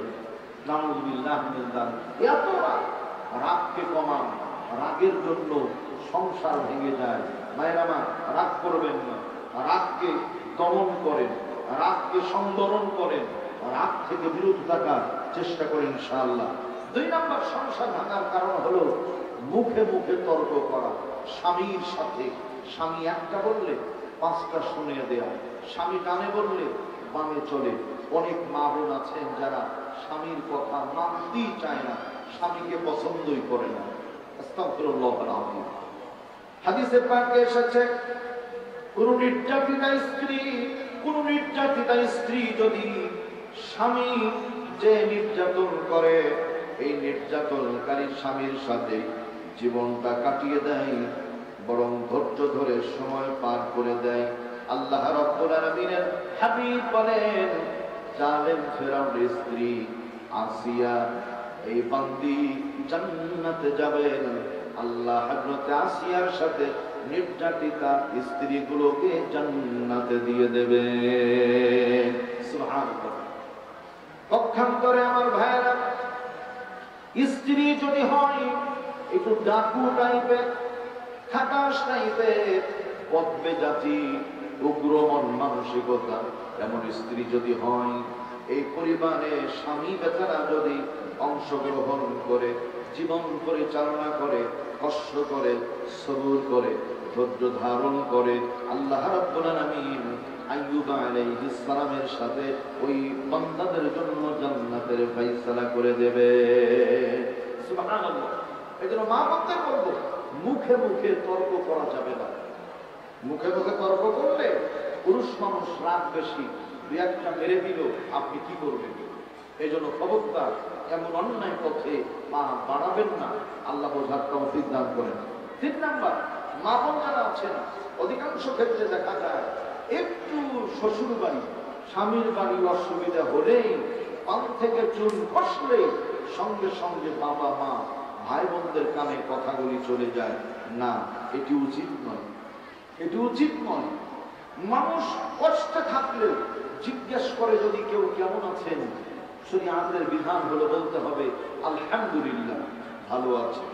যে অশান্তি ছিল আল্লাহর শুকরিয়ার কারণে এই অশান্তিটাকে আল্লাহ শান্তিতে পরিণত করে দিবেন। ঠিক তেমনি কোনো মা, কোনো বোন, কোনো ভাবি, কোনো ভাগ্নি, কোনো ভাস্তি যদি স্বামীর বাড়িতে কোনো সমস্যায় থাকেন, পরিবারের পক্ষ থেকে জিজ্ঞেস করা হবে কেমন আছো, বলবেন আলহামদুলিল্লাহ ভালো আছি। আল্লাহ পাক এই খারাপ অবস্থা পরিবর্তন করে আপনার আমার জন্য ভালো করেই দিবেন ইনশাআল্লাহ তাআলা। এজন্য আপনারা কি বলে বিচলিত হবেন না, ভেঙে পড়বেন না। আইসার মালিক আল্লাহ। যে কোনো কথা স্বামীর কাছে শেয়ার করবেন, শ্বশুর শাশুড়িকে প্রাধান্য দিবেন। মাথায় রাখবেন, বিবাহের পরে আপনার বাবার চাইতে, আপনার মায়ের চাইতে, আপনার কি বলে ভাইয়ের চাইতে, বোনের চাইতে, সব চাইতে যেই ব্যক্তির সম্মান, যেই ব্যক্তির মর্যাদা আপনার কাছে বেশি, ইসলাম বলছে তিনি হলেন আপনার প্রিয়তম স্বামী। স্বামীর সাথে প্রেম করেন, স্বামীকে প্রেমিক মনে করেন, তার সাথে প্রেম নিবেদন করেন, খুশির গল্প করেন, মহব্বত করেন, আল্লাহ বরকতে পরিবারটাকে ভরপুর করে দিবেন। সুবহানাল্লাহ। নবী করিম সাল্লাল্লাহু আলাইহি ওয়াসাল্লাম বলেন, আল কওলু সাদাকা, একটি ভালো কথা যদি কেউ কাউকে বলে সেইটাও সাদাকার সওয়াব পাওয়া যায়। মা বোনদের বলি, স্বামী আর স্ত্রী মহব্বতে বসে সামনাসামনি বসে যদি প্রেমের গল্প করেন, মধুর মধুর গল্প করেন, যতক্ষণ পর্যন্ত গল্প করলেন আল্লাহ রাব্বুল আলামিন আমলনামা থেকে অসংখ্য সগীরা গুনাহকে মাফ করে দেয়। সুবহানাল্লাহ। ভালোবেসে স্বামীর মাথায় স্ত্রী, স্ত্রীর মাথায় স্বামী যদি কখনো ডাল হাতে তালু রাখে, তালুর নিচে যে পরিমাণ চুল পড়ে, মহব্বত, ভালোবাসা আর বরকত বাড়তে থাকে। মাহফিল ছিল ফরিদপুর জেলা, এলাকার নাম হলো পিয়াজখালী। আমাদের নন্দিত একজন দায়িত্বশীলের বাড়ি, সে ঐতিহাসিক পিয়াজখালী, ফরিদপুর। এই ফরিদপুরে মাহফিল করার পরে মঞ্চ থেকে নেমে যাচ্ছি, এই কথাগুলি বলার পরে একজন মা, তিনি পর্দার পাশেই দাঁড়িয়ে বলছেন, হুজুর বাড়ি রাজশাহী। হ্যাঁ, ওয়াজ শুনলাম, ভালো লাগলো। আপনি বললেন স্বামীর মাথায় হাত দিতে, স্ত্রীর মাথায় হাত দিতে। আমার মাথায় স্বামী হাত দেখ, তার সওয়াব হোক, ভালোবাসা বাড়ুক। হুজুর, আমি যে স্বামীর মাথায় হাত দিব, একটা ছোট প্রশ্ন মনের মধ্যে চিন্তা করলাম যে যদি ডাক্তারের কাছে মনের কথা খুলে বলা না যায়, চিকিৎসা ঠিক মতো হয় না। ঠিক তেমনি উকিলের কাছে মন মতো কথা না বলতে পারলে মামলাও ঠিক মতো হয় না। হুজুরের কাছে না বলতে পারলে তো ফাতওয়াও পাওয়া যাবে না। আমি বললাম, জি মা বলুন। তো বলছে, আমি যে স্বামীর মাথায় হাত দিব, আমার হাতের নিচে কিছু পড়বে হুজুর, আমার পুরা কপাল। কেন? বলছে, আমার স্বামীর ছাদে কিছু নাই, স্বামীর ছাদে কোনো চুল নাই, আমার কি হবে? আমার মায়েরা, স্বামীর মাথায় চুল থাক আর না থাক, হাত দিলেই সওয়াব যিনি দিয়ে দিবেন তিনি হলেন আল্লাহ সুবহানাহু ওয়া তাআলা। পক্ষান্তরে অনেক যুবতী বোন আছেন, নাউযুবিল্লাহি মিন যালিক, বলতে চায় না, তারপরেও নিরুপায় হয়ে বলছি, পরপুরুষের মাথায় হাত দিলে গুনাহ আমলনামায় বাড়তেই থাকবে, পাপ বাড়তেই থাকবে। কাজেই প্রেম যদি করতে হয় বিবাহের পরে স্বামীর সাথে, বিবাহের পূর্বে কারোর সাথে প্রেম করা শরীয়তে জায়েজ নাই, অবৈধ, হারাম, হারাম এবং হারাম। আমার মায়েরা, তাহলে এক নাম্বার জেদের কারণে সংসার ভেঙে যায়, দুই নাম্বার মুখে মুখে তর্ক করার কারণে সংসার ভেঙে যায়, তিন নাম্বার স্বামীর বাড়ির কথা বাবা মার বাড়িতে বারবার প্রচার প্রসার করলে দ্বন্দ্ব। মানে ঘর, বুয়ুতুন, ঘরসমূহ, মহিলাদেরকে আল্লাহ রব্বুল বাইত, ঘরের প্রভু, ঘরের রানী বানিয়েছেন। মহিলারা হলো ঘরের রানী আর পুরুষরা হলেন বাইরের রাজা। সুতরাং ঘরের রানী ঘরেই মানায়, বাইরে মানায় না। এই কথাকে লঙ্ঘন করে, জোর করে, জুলুম করে, ছলে বলে কৌশলে, মার্কেট করার নাম করে যারা বাইরে বের হয়ে চলে আসে, আসার জন্য ধান্দা খুঁজে, তাদের অবস্থা কি একটু বুঝে দেখুন। থেকে বের হতে গেলেই বাম পাশে আছে একটি পেট্রোল পাম্প, সামনে গিয়েও পেট্রোল পাম্প, কতদূর না গিয়ে জামিয়া আশরাফিয়ার পাশেই আছে বাস টার্মিনাল। এই টার্মিনালে যতগুলি বাস দাঁড়িয়ে আছে, বাসের প্রতিটা বাসে টায়ার আছে, টায়ারের ভিতরে থাকে টিউব। টিউব যদি আন্দোলন শুরু করে দেয়, এতদিন ছিলাম ভেতরে, এখন থাকবো বাইরে, আমাদের দাবি মানতে হবে, মানতে হবে। ঠিক তেমনি বাস মালিক, ট্রাক মালিক, অটো মালিক যদি চিন্তা করে এতদিন টায়ারের আবদার শুনলাম, বাইরে রাখলাম, এখন না হয় টিউবের আবদার শুনি, একটু টায়ারের উপরে লাগিয়ে দিই, এই সিদ্ধান্ত নিয়ে যদি টিউবকে টায়ারের উপরে পরিয়ে দেওয়া হয় আর পাম্প দিয়ে সুন্দর করে ফুলিয়ে গাড়িটাকে চালাবার চেষ্টা করা হয়, চেষ্টা ঠিকই থাকবে, কিন্তু ব্যর্থ হবে মালিক, কারণ টিউবটা বাস্ট হয়ে যাবে। এই টিউবের থাকার জায়গা ভিতরে, বাইরে না। ঠিক তেমনি মা বোনদের থাকার জায়গা ভেতরে, বাইরে না। টিউব যেমন বাস্ট হয়ে যায়, মা বোন ঘর থেকে বাইরে চলে আসলে তাদেরও সম্মানিত নষ্ট হবে, এক কথায় তারাও বাস্ট হয়ে যাবে। এইটাই বোঝা যায়। বুদ্ধিমতী মহিলা যারা আলোচনা থেকে শিক্ষা গ্রহণ করবে, তারা হার যারা তারা কথাটা মানবে না তারা। আল্লাহ রাব্বুল আলামিন এখন ডাক দিয়ে বলছেন, ও ঈমান সত্যের উপর অটল থাকা এক নাম্বার। আমার মা বলতে আবার বলি, সত্যের উপরই থাকবো, সত্যের বাইরে যাব না। 2 নাম্বার আল্লাহ রাব্বুল আলামিন ডাক দিয়ে বলছেন, কাইমাতুন ইয়াতলুনা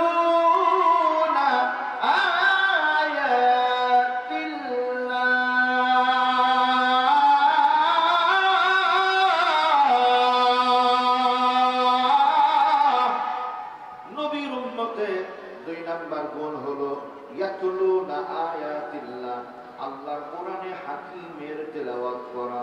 মায়ের আস্তে করে বলেন না আলহামদুলিল্লাহ। 2 নম্বর কোরআনে কারিমের তেলাওয়াত করা, কোরআনে কারিমের তেলাওয়াত করা। আমার মায়েরা, কোরআনে কারিম তেলাওয়াত করা মানে শুধুমাত্র কোরআন পড়া না, কোরআন পড়া, কোরআনের অর্থ পড়া, হুকুমগুলি জানা, নিজে আমল করা, কোরআন দিয়ে সংসার তৈরি করা, সন্তানগুলিকে কোরআনের শিক্ষায় শিক্ষিত করা। কেন? মা গো আমি পড়বো না হাট্টিমা টিম টিম, মাদ্রাসাতে পড়বো গিয়ে আলিফ লাম আর মিম। মা গো আমি পড়বো না হাট্টিমা টিম টিম, মাদ্রাসাতে পড়বো গিয়ে আলিফ লাম আর মিম। যার সিনাতে আছে কোরআন, নাই কো তাহার ডর, কোরআন ছাড়া হৃদয় খানি শয়তানেরই ঘর। একটা ছেলে আলেম হলে লাগবে রে তোর মরণ কালে, জঙ্কবুজের কালে তুমি পাইবে রে আসান। একটা ছেলেও আলেম হলে বানাও মুসলমান। মায়ের আমার হাট্টিমা টিম টিম, ওরা মাঠে পারে ডিম, ওদের খাড়া দুটো শিং। এই ডিম পাড়া প্রাণী বাংলাদেশে, গরু ছাগলের তো শিং আছে, এগুলো তো কখনো ডিম পারে না। সুতরাং এই কবিতায় মিথ্যা দিয়ে ভরপুর করা, এই কবিতার মধ্যে অসত্য কথাগুলি লুকিয়ে আছে। সুতরাং এই কবিতা পড়বে যারা, বিশ্বাস করবে যারা, অসত্যে মিথ্যায় জীবনকে ভরপুর করবে তারা। সুতরাং এই কবিতার মধ্যে জাতির কল্যাণ থাকতে পারে না, বরং হাট্টিমা টিম টিম না পড়ে আমরা আলিফ লাম মিম পড়ব। কারণ আলিফ লাম মিম পড়ে যারা আল্লাহকে ভয় করে তারা, আলিফ লাম মিম পড়ে যারা আল্লাহ বলা হয় তারা, আলিফ লাম মিম পড়ে যারা পিতা আর মাতাকে বৃদ্ধাশ্রমে রেখে আসে না তারা। সাবেক মেজর জেনারেল শামসুদ্দিন সাহেব, সে বৃদ্ধাশ্রমে পড়ে আছে। বীর মুক্তিযোদ্ধা, দেশের জন্য লড়াই করেছেন, সংগ্রাম করেছেন, টাকা পয়সার অভাব নাই, প্রভাব প্রতিপত্তির কোনো কমতি নেই। বৃদ্ধাশ্রমে পড়ে ডুকরে ডুকরে ডুকরে ডুকরে কাঁদে। সাংবাদিক মহল গিয়ে কোশ্চিন করে, স্যার আপনি কাঁদেন কেন? বলছে আমি কাঁদি এই জন্য, আমার তো এখানে মন টিকে না, ভালো লাগে না। জিজ্ঞেস করা হয়েছে কে রেখে গেছে? বলছে আমার স্ত্রী আমার মেয়েরা আমাকে এখানে রেখে গেছে। নাউযুবিল্লাহি মিন যালিক। স্ত্রী মেয়েরা এখানে রেখে গেছে। আল্লাহু আকবার, আল্লাহু আকবার। কত বড় কপাল পোড়া, কত বড় কপাল পোড়া। স্ত্রী মেয়েরা রেখে গেল। বেচারা মেজর জেনারেল ছিলেন। আল্লাহু আকবার। বীর মুক্তিযোদ্ধা ছিলেন। এত দামি, এত খ্যাতিমান একজন মানুষ, কিন্তু এরপরেও দেখা গেছে বৃদ্ধাশ্রমে তার জায়গা হয়। কারণ কি? এই কারণটা হলো সন্তানদের হাট্টিমা টিম পড়িয়েছে, আলিফ লাম মিম পড়ায়নি, সন্তানদের কোরআন শিখায়নি, সন্তানদের হাদিস শিখায়নি, সন্তানদের দ্বীনের পথে পরিচালিত করেনি, নিজেও দ্বীনের পথে থাকেনি, যার প্রতিফল আজকে বৃদ্ধাশ্রম। সহজ কথায় হাট্টিমা টিম পড়ে যারা, পিতামাতাকে বৃদ্ধাশ্রমে রেখে আসে যারা, হাট্টিমা টিম পড়ে যারা, ঐশের মতো বাবা আর মায়ের খুনি হত্যাকারী হয় তারা। হাট্টিমা টিম পড়ে যারা, ঢাকার পিচ্চি হান্না কালা জাহাঙ্গীরের মতো শীর্ষ সন্ত্রাসী হয় তারা। হাট্টিমা টিম পড়ে যারা, টাকলা মুরাদের মতো টাটকা শয়তান হয় তারা। এরাই হাট্টিমা টিম পড়ে। আলিফ লাম মিম পড়ে যারা, প্রখ্যাত নন্দিত মুফাসসিরে কোরআন আল্লামা দেলাওয়ার হুসাইন সাইদির মতো হয় তারা। আলিফ লাম মিম পড়ে যারা, বাবা আর মাকে ভালোবাসে, শ্রদ্ধা করে তারা। আলিফ লাম মিম পড়ে যারা, ইসলামের পথে দ্বীনের পথে কায়েম থাকে, দ্বীনের পথে জীবন বিলিয়ে দেয় তারা। আলিফ লাম মিম পড়ে যারা, ফজর থেকে ফজর পর্যন্ত দেশের জন্য, জাতির জন্য কল্যাণ কামনা করে তারা। মোহাব্বতান মায়ের আস্তে আস্তে লা ইলাহা ইল্লাল্লাহ, লা ইলাহা ইল্লাল্লাহ। আলহামদুলিল্লাহ। লা ইলাহা ইল্লাল্লাহ, লা ইলাহা ইল্লাল্লাহ মুহাম্মাদুর রাসূলুল্লাহ সাল্লাল্লাহু আলাইহি ওয়াসাল্লাম। মায়েরা, আপনারা সচেতন, আপনারা জ্ঞাত আছেন, দারুল আমান ট্রাস্ট পাবনা একটি অসাধারণ নাম। আলহামদুলিল্লাহ। অনেক মা আছেন, সকলে বলুন আলহামদুলিল্লাহ। এই দারুল আমান ট্রাস্ট অসাধারণ নাম। এই জন্যই বলছি যে শুধুমাত্র একটি নাম দারুল আমান ট্রাস্ট। এটি একটি বিগ ইনস্টিটিউট, বড় একটা প্রতিষ্ঠান। এর মধ্যে বহু কার্যক্রম আছে। আছে ইসলামিয়া হেফজখানা, ইসলামিয়া আলিয়া মাদ্রাসা, ইসলামিয়া কলেজ, ইসলামিয়া এতিমখানা, ইসলামিয়া চিকিৎসা, বিভিন্ন প্রতিষ্ঠান তাদের আছে। কিন্তু দুঃখজনক হলেও সত্য, ইতিপূর্বে বহির্বিশ্বের বিদেশি সংস্থা কর্তৃক নিয়ন্ত্রণ করা হতো। মেহমানদের পাঠিয়ে এইখানে সাহায্য সহযোগিতা করে প্রায়, আমি জেনেছি ওস্তাদদের কাছ থেকে, 250 এতিম ছিল। 250 এতিম ছিল। এতিমদের দেখভাল করা, টাকা পয়সা তাদের জন্য খরচ করা হতো, দেয়ার করা হতো। কালের আবর্তে সেগুলো হারিয়ে গেছে। সরকারি বিশেষ কোনো অনুদান পাওয়া যেত, সেগুলো এখন বন্ধ হয়ে গেছে। তার মানে বিদেশি কোনো সংস্থার টাকা পয়সা এইখানে আর আসে না। সরকারি সংস্থার টাকা পয়সা এইখানে আর এতিমখানায় নতুন করে আসে না। তাদের বিশাল এক প্রতিষ্ঠান। এই প্রতিষ্ঠানে হাজার নয়, লক্ষ নয়, কোটি কোটি টাকা খরচ। এই সম্পূর্ণ টাকাগুলি ও দরদের বোনেরা, ও পরিবার মায়েরা, আপনাদের টাকা। একটা ডিম বিক্রি করা, 2টা মুরগি বিক্রি করা, একটু চাউল বিক্রি করা, একটু ডাউল বিক্রি করা, অথবা অন্যান্য কাজের জন্য একটু মালা কেনার জন্য এনেছেন, একটু মিষ্টি কিনবে সেজন্য এনেছেন, আপনাদের একটু কি বলে সোনো পাউডার কিনবে সেজন্য এনেছেন। সব টাকাগুলি আপনারা এই দারুল আমান ট্রাস্টে দেন। আপনাদের পরিণাম নিংড়ানো, ভালোবাসায় ধর্ম, টাকাগুলি, অর্থগুলি আপনারা দেন। এই টাকা দিয়ে বর্তমানে প্রতিষ্ঠানের বিভিন্ন জায়গা, বিভিন্ন প্রতিষ্ঠানগুলি পরিচালিত হচ্ছে। আপনারা পর্যাপ্ত দেন। ইতিপূর্বে আপনারা দিয়ে দানবীরদের স্বাক্ষর রেখেছেন। আমার বিশ্বাস ইনশাআল্লাহ, ইনশাআল্লাহ, আল্লাহর উপর ভরসা করে বলছি, যতদিন যত বছর গেছে আপনারা দিয়েছেন, আজকে সর্বোচ্চটা আপনারা দেবেন ইনশাআল্লাহ। ইনশাআল্লাহ। আমার অনেক বোন আছেন দায়িত্বশীলা, অনেক আপু আছেন দায়িত্বশীলা, তারা আপনাদের কাছে দেখেন হলুদ কালার আমাদের দেয়া যে কালেকশনের রোমালগুলি দেওয়া আছে, তারা নিয়ে গেছে সেই কালেকশনের রুমালগুলিতে অবশ্যই যার যেমন সামর্থ্য। অনেক বোন এখানে আছে যাদের টাকা রাখার জায়গা নেই, স্বামী অঢেল টাকা, এবং স্বামীরা তো টাকা থাকলে হতে পারে কোন সন্তান মদ পান করবে, স্বামী কখনো মদ্যপ হয়ে যাবে, অবিচার করবে, বিচার করবে না। আপনি আল্লাহর রাস্তায় দান করেন, আল্লাহকে খুশি করেন, আল্লাহ স্বামীকে ভালো বানাবেন, সন্তানকে ভালো বানাবেন। এই জন্য মা বোনদেরকে বলবো, আমার বোনেরা যাচ্ছে, যারা একবার দিয়েছেন আবার দিবেন ইনশাআল্লাহ। যারা একবার দিয়েছেন আবার দিবেন, দ্বিতীয়বার দিয়েছেন আবার দিবেন। যতক্ষণ আছে ততক্ষণ দিতেই থাকবো, যখন নাই তখন মালিকের কাছে হাত বাড়িয়ে আমরা সকলেই চাই। এজন্য বোন, মা, দাদি, ফুফু, খালা যারা আছেন প্রত্যেকে স্ব জায়গা থেকে আমি অনুরোধের সুরে বলছি, নাকের ফুল, কানের দুল, গলার মালা, মাজার বিছা, পায়ের তোড়া, হাতের মালা সবগুলি এক এক করে আপনারা দেন। এরপরে হাতের আংটি আছে, অনেক মা বোন কিন্তু ভালোবেসে এগুলো দিয়ে থাকে। সম্পদ যত থাকবে হিসাবের দরওয়াজা ততই প্রশস্ত হবে, সম্পদ কমবে হিসাবের দরওয়াজা কমতি হয়ে আসবে। আল্লাহু আকবার। দেখেন কত বড় মজার ব্যাপার যে জায়গার অভাবে আমরা আপনাদের বসতে দিতে পারিনি।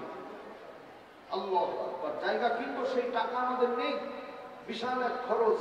কারণ কয়েকটি প্রতিষ্ঠান দাওয়াতুল ইসলাম ট্রাস্টের মাধ্যমে পরিচালিত হয়। এই জন্য পরিবার টুকরা আমার দরদির মা ও মায়েরা একটু মহাব্বত করে দেন না, আল্লাহকে দেখিয়ে দেন, বান্দা বান্দিকে দেখিয়ে না। আল্লাহ খুশি হবেন, আল্লাহ বারাকাত দিবেন ইনশাআল্লাহ। ইনশাআল্লাহ বরকতের মালিক তো আল্লাহ, আল্লাহ বরকত দিবেন ইনশাআল্লাহ। একটু মহাব্বতে আপনাদের উদার হস্তে টাকাটা নেয়ার সময় বিসমিল্লাহ, টাকা ভ্যানিটি ব্যাগ থেকে, আঁচল থেকে, মানি ব্যাগ থেকে নেওয়ার সময় বিসমিল্লাহ, দেওয়ার সময় ফি সাবিলিল্লাহ বলে দেন। ইনশাআল্লাহ আল্লাহ পাক বরকত দান করবেন। আলহামদুলিল্লাহ অনেকগুলো প্রশ্ন এসেছে এখানে, আল্লাহু আকবার। তারপরে দানও করেছেন অনেকেই, আলহামদুলিল্লাহ সেই তালিকাও এখানে আছে।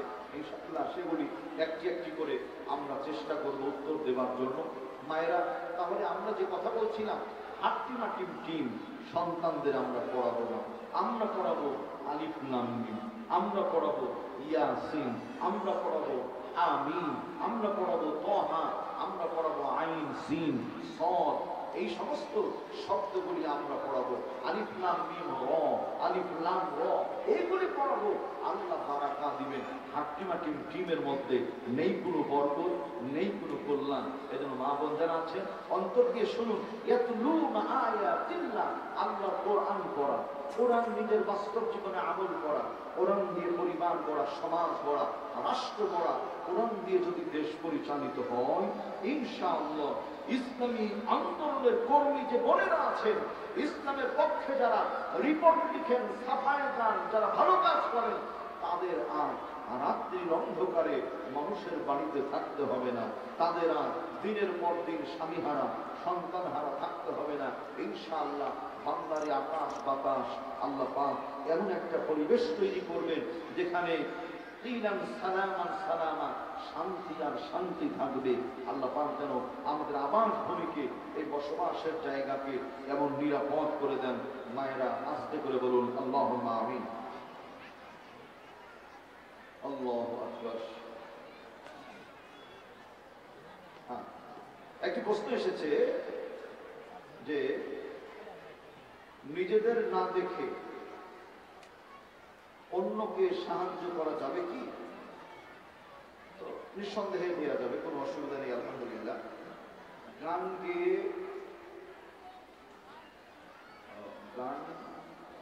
আচ্ছা সেটা খাওয়া যাবে কি? হ্যাঁ, গান গেয়ে টাকা পেলে খাওয়া যাবে কি? এটা যদি অনিসলামিক গান হয়, শরীয়ত গর্হিত সংস্কৃতি হয়, ওই গান বলা, বাদ্যযন্ত্র বাজানো হারাম, গানও হারাম। সুতরাং এই টাকা এ থেকে কি বলে অর্জিত উৎস সবই হারাম, এটি খাওয়া যাবে না, ব্যবহার করা যাবে না। মেয়েদের ফরজ নামাজের ইকামত আছে কিনা এই নিয়ে অনেক বিতর্ক হচ্ছে। আচ্ছা আচ্ছা, মায়েরা মা, মহিলাদের জামাত কোন মহিলা ইমাম হয়ে জামাত করতে পারবেন না। বিশ্বের ইতিহাসে আল্লাহ পাক বহু পুরুষকে নবী বানিয়ে পাঠিয়েছেন, কিন্তু কোন মহিলাকে আল্লাহ নবী বানাননি। তার মানে এখান থেকে বোঝা যায় আর রিজালু কাওয়ামুনা আলান নিসা, মহিলাদের কর্তা নেতা বানিয়েছেন পুরুষদেরকে। সুতরাং নিজে নিজে নামাজ পড়বেন, যেহেতু জামাতের ব্যবস্থা হচ্ছে না, কাজে ওই জায়গাতে একামত আপনাদের জন্য শর্ত নয়। তবে আপনারা নিজেরা নামাজ পড়ার সময় নিজে নিজে একামতের তাকবীরগুলো বলবেন, এতে দোষের কিছু নাই। শুধু জোরে সশব্দে তাকবীর বলবেন, পাশের বাড়ি থেকে শোনা যাবে এমনটি হবে না, কারণ মেয়েদের কণ্ঠটাও একটি পর্দা রক্ষা করে নিজের জায়গায় দাঁড়িয়ে শব্দগুলি ততটুকু শব্দে যতটুকু শব্দ আমার নিজ কান শুনতে পারে, এইভাবে আমরা একামত দিয়ে সালাতগুলি আদায় করব। আল্লাহ তৌফিক দান করে, আল্লাহুম্মা আমিন।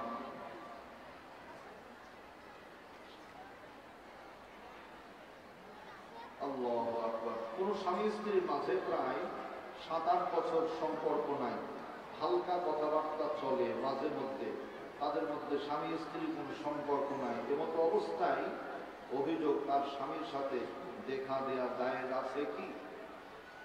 এটি তো পরিষ্কার বিষয়, সম্পর্ক নাই, কথাবার্তা জায়েজ নাই, আর এত প্রশ্নের কোনো দরকারও নাই।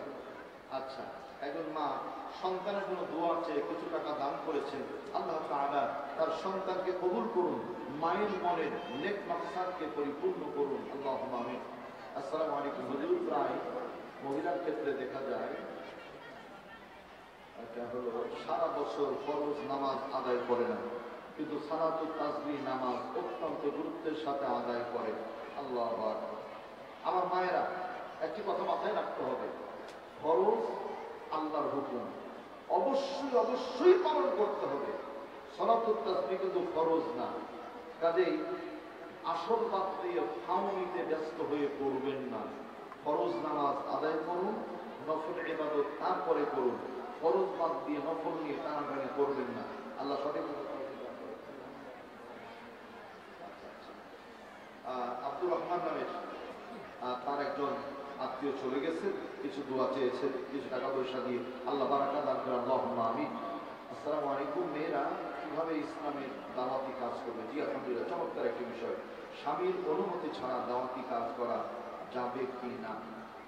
দাওয়াতি কাজ হলো ফরজ, আমার স্বামীর আনুগত্য করাও ফরজ। আচ্ছা, এক নাম্বার, স্বামীকে বোঝাতে হবে ইসলাম ছাড়া শান্তির কোনো রাস্তা নেই, আর ইসলামটা শুধু স্ত্রীর জন্য না, ইসলাম স্বামীর জন্য। সুতরাং স্বামীকে আগে দাওয়াত দিবেন, স্বামী দিয়েই দাওয়াতি কাজ শুরু করবেন। স্বামীকে দাওয়াত দিয়ে স্বামী যখন লাইনে চলে আসবেন, দেখবেন ইনশাআল্লাহ আল্লাহ সহজ করবেন, স্বামী অনুমতি দিবেন। অবশ্যই আপনি মহিলাদের মধ্যে দাওয়াতি কাজ করবেন, কোনো পরপুরুষকে দাওয়াত দিতে গিয়ে ফিতনার শিকার হবেন না।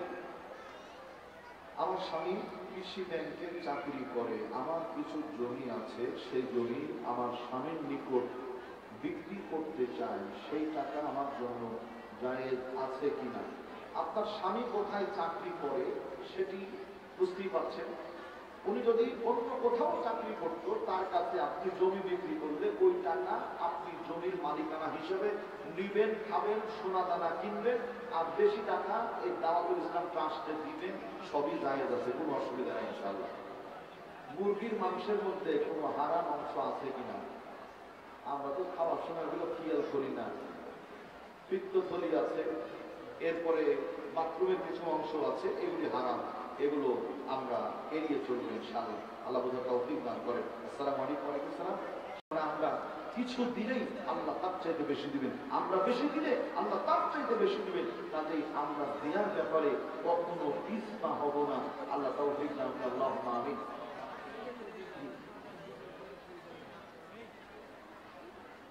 আলহামদুলিল্লাহ, বারাকাল্লাহ।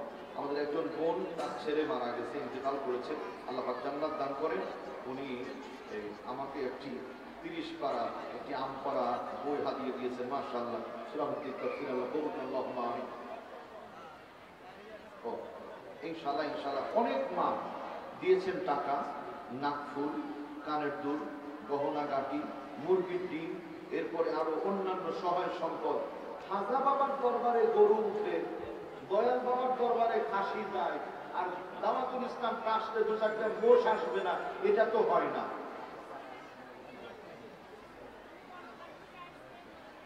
আচ্ছা আচ্ছা আচ্ছা আচ্ছা ইনশাআল্লাহ আমি দোয়া করব। হ্যাঁ শুনুন, আমি দোয়া করে দেবো, আমি দোয়া করে দেবো ইনশাআল্লাহ। আল্লাহ পাক ওনার স্বামীকে মাফ করে দিন ইনশাআল্লাহ। ইনশাআল্লাহ আমি দোয়া করে দেবো ইনশাআল্লাহ। আল্লাহ পাক কবুল করেন, আল্লাহ বরকত দান করেন, আল্লাহুম্মা আমিন। জি মায়ের আমার এরকম যাইবা কবরে যাওয়ার সময় দেখবে চেয়ে গো, তোমার সবই রইল পড়ে, এই দুনিয়া ছাড়তে হবে গো। পৃথিবী থাকার জায়গা, আমরা চলে যাব। এজন্য মায়েরা একটু মহাব্বত করে দান করেন, মহাব্বত করে দান করেন। আল্লাহ বারাকাত দিবেন ইনশাআল্লাহ তাআলা। অনেকগুলি প্রতিষ্ঠানে এখানে, অনেকগুলি প্রতিষ্ঠানে এখানে আলহামদুলিল্লাহ আরো বস্তু এসেছে। আমার স্বামী ছোটখাটো একটা ব্যবসা করে আলহামদুলিল্লাহ, যার কারণে সংসার চালানো মুশকিল অবস্থায় আমার ইচ্ছার বিরুদ্ধে আমার স্বামী দুইটি বাচ্চা নষ্ট করেছে। নাউযুবিল্লাহ মিন যালিক। আল্লাহ আল্লাহ আমার এই বোনের স্বামীকে সঠিক বুঝ আপনি দান করেন, এই বুঝটা দান করেন। এই বাচ্চাগুলি খাওয়ানোর মালিক ওই স্বামী না, খাওয়ানোর মালিক আপনি আল্লাহ। আমি দোয়া করছি বোন, আল্লাহ যেন আপনার স্বামীকে সঠিক বুঝ দান করেন। আল্লাহ পাক যেন আর কোন সন্তানকে নষ্ট না করার ব্যবস্থা করে দেন। আল্লাহ যেন সন্তান দিয়ে মা ডাক শোনার আল্লাহ তৌফিক আপনাকে দান করেন। আর যারা চলে গেছে আল্লাহ যেন তাদের হেফাজত করেন, আল্লাহুম্মা আমিন। আমার প্রচুর রাগ হয়, তখন করণীয় কি? নবী করিম সাল্লাল্লাহু আলাইহি ওয়াসাল্লামের ভাষায় রাগ যদি হয় দাঁড়িয়ে থাকা অবস্থায়, তাহলে প্রথম কাজ হলো বসে যাওয়া। তবুও রাগ দমন হচ্ছে না, শুয়ে যাওয়া। এরপরে রাগ দমন করার জন্য বিসমিল্লাহ পড়ে ওযু করে নেওয়া। ওযু করলেও রাগ দমন হয়। নবী করিম সাল্লাল্লাহু আলাইহি ওয়াসাল্লামের কাছে একজন সাহাবী বললেন, ইয়া রাসূলুল্লাহ ইয়া হাবিবাল্লাহ, ওসিয়ত করেন আমাকে। নবীজি বললেন, ক্বালা লা তাগদাব, রাগ করবে না। ফারাদ্দাদা মিরারান, আবার জিজ্ঞেস করা হলো তারপর কি? নবীজি বললেন, লা তাগদাব, রাগ করবে না। আল্লাহ সঠিক বুঝে তৌফিক দান করেন, আল্লাহুম্মা আমিন। স্বামীর কাছে কিছু চাইলে দেই, কিন্তু দেরি করে, তখন রাগ হয়। করণীয় কি? একটা জিনিস দেরিতে পেলে ওই জিনিসটার মর্যাদা মূল্যায়ন বাড়ে। একটা 18 বছরের ছেলে যদি হঠাৎ করে দেশের প্রেসিডেন্ট হয়ে যায়, ও আর মানুষ থাকবে না, ও পাগল হয়ে যাবে। এই জন্য যদি 40 বছর বয়স হওয়ার পরে প্রেসিডেন্ট হয়, তখন ওর আত্মসম্মান মর্যাদা সে বুঝবে। কাজে একটা মা আপনি চাই না স্বামী দিয়ে দিল, ওটার দাম থাকবে না। একটু ধীরে ধীরে পাওয়াটাই তার মধ্যে মজা বেশি। আলহামদুলিল্লাহ। স্বামীর অতিরিক্ত শাসনে আমি রাগান্বিত হই, উপায় কি? স্বামীকে বুঝাবেন, স্বামীর শাসনে রাগ করবেন না। আর স্বামীও যেন সঠিক শাসন করে, অর্থাৎ শরীয়ত সম্মত। আল্লাহ বোঝার তৌফিক দান করুন, আল্লাহুম্মা আমিন। বারবার দোয়া করার কারণে দোয়া কবুল হয় না, না, এটি ঠিক নয়। আপনি যতবার দোয়া করবেন, দোয়া কবুলের মালিক দুনিয়ার মানুষ না, আল্লাহ। আপনার দোয়া কবুল হবে। নিতান্ত যদি দুনিয়াতে কবুল না হয়, ইনশাআল্লাহ আখিরাতে দোয়া কবুল হবে, কারণ কবুলের মালিক হলেন আল্লাহ। স্বামীর সাথে জান্নাতে যেতে চায়, কি করতে হবে? স্বামীর সাথে জান্নাতে যেতে চাইলে নবী করিম সাল্লাল্লাহু আলাইহি ওয়াসাল্লামের হাদিস অনুযায়ী 1 নাম্বার 5 ওয়াক্ত নামাজ পড়া, 2 নাম্বার রমজান মাসে একটি মাস সিয়াম পালন করা, 3 নাম্বার শরীয়ত সম্মত ঢিলা ঢালা বোরকা পরা, পর্দা করা, 4 নাম্বার স্বামীর ন্যায় কথার আনুগত্য করা। এই 4টি কাজ যে মায়েরা করবেন, ইনশাআল্লাহ আল্লাহ স্বামীর সাথে ভালো ব্যবহার, সুন্দর আচরণ যারা করবে এসহ তাদেরকে স্বামীর সাথে আল্লাহ জান্নাতে যাওয়ার ব্যবস্থা করে দিবেন। আল্লাহ পাক সঠিক বুঝার তৌফিক দান করুন। একজন মা 550 টাকা, একজন 200 টাকা। আল্লাহ দানগুলি কবুল করেন, আল্লাহুম্মা আমিন। এমন মরণ মাওলা তুমি কাউকে দিও না, গুনাহ থেকে তোমার কাছে চাইতেছি পানা, সকল গুনাহ থেকে তোমার কাছে চাইতেছি পানা, এমন মরণ মাওলা তুমি কাউকে দিও না, যে মরণ হবার আগে ছাড়তে হবে ঘর, মরণের শুনলে কথা আপনরা হয় পর, যে মরণ হবার আগে চিকিৎসা নাই, রেখে আমার জেলখানাতে সব যাবে পালায়। মাবুদ শেষ দেখাটাও মা বাবা সন্তানেও দেখে না, ও মাবুদ শেষ দেখাটাও মা বাবা সন্তানেও দেখে না, এমন মরণ মাওলা তুমি কাউকে দিও না, এমন মরণ মাওলা তুমি কাউকে দিও না। এই মরণ করোনার মরণ। মারে ও বোনেরা, ও নানীরা, দাদিরা, মারা গেছে মা ঢাকা হাসপাতালে, সন্তানকে ফোন দিয়েছে, সন্তান বলছে কিসে মারা গেছে, বলে করোনায়। বলে ডাক্তার সাহেব লাশটা আপনি রেখে দেন। নাউযুবিল্লাহ, আল্লাহ যেন এমন মরণ আমাদের না দেন। আমার ভাই বোন যারা আছেন আশপাশে এবং মায়েরা যারা, স্বামীর করোনা হলো কি হলো সেটি বিষয় নাই, স্বামী তো আমার স্বামী, স্ত্রীর কি হলো সে তো আমার স্ত্রী। সুতরাং বিপদের সময়ে বন্ধু যারা, সত্যি আপন বন্ধু তারা। আল্লাহ আমাদের সুখে দুঃখে স্বামী স্ত্রী এক জায়গায় থাকার জন্য তৌফিক দান করেন, আমরা বলি আল্লাহুম্মা আমিন।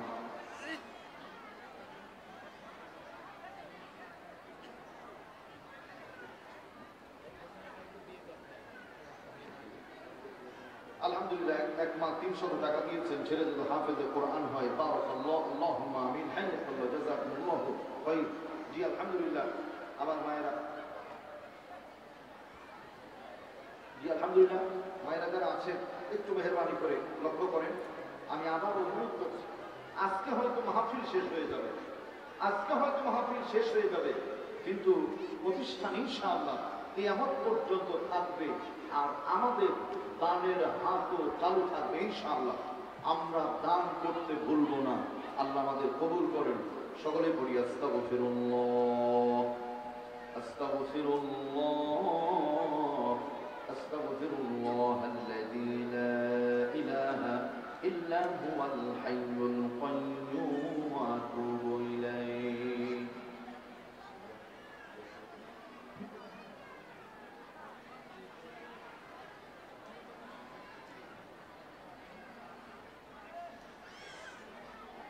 মায়েরা, এখনই দোয়া হয়ে যাবে, এই জন্য অবশ্যই 2-1 মিনিটের মধ্যে যা যা আছে একটু মেহেরবানি করে দিয়ে দেন ইনশাআল্লাহ।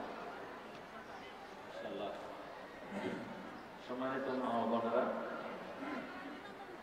আমাদের আজকের মাহফিল শেষ পর্যায়ে চলে এসেছে, শুধু এখন মোনাজাত বাকি। মোনাজাতের পূর্বক্ষণে 2-3টা কথা আমি বলছি। তার মধ্যে প্রথম কথা হলো, মাজেদা নামে এক বোন, মন্ডলপাড়া বাড়ি, তার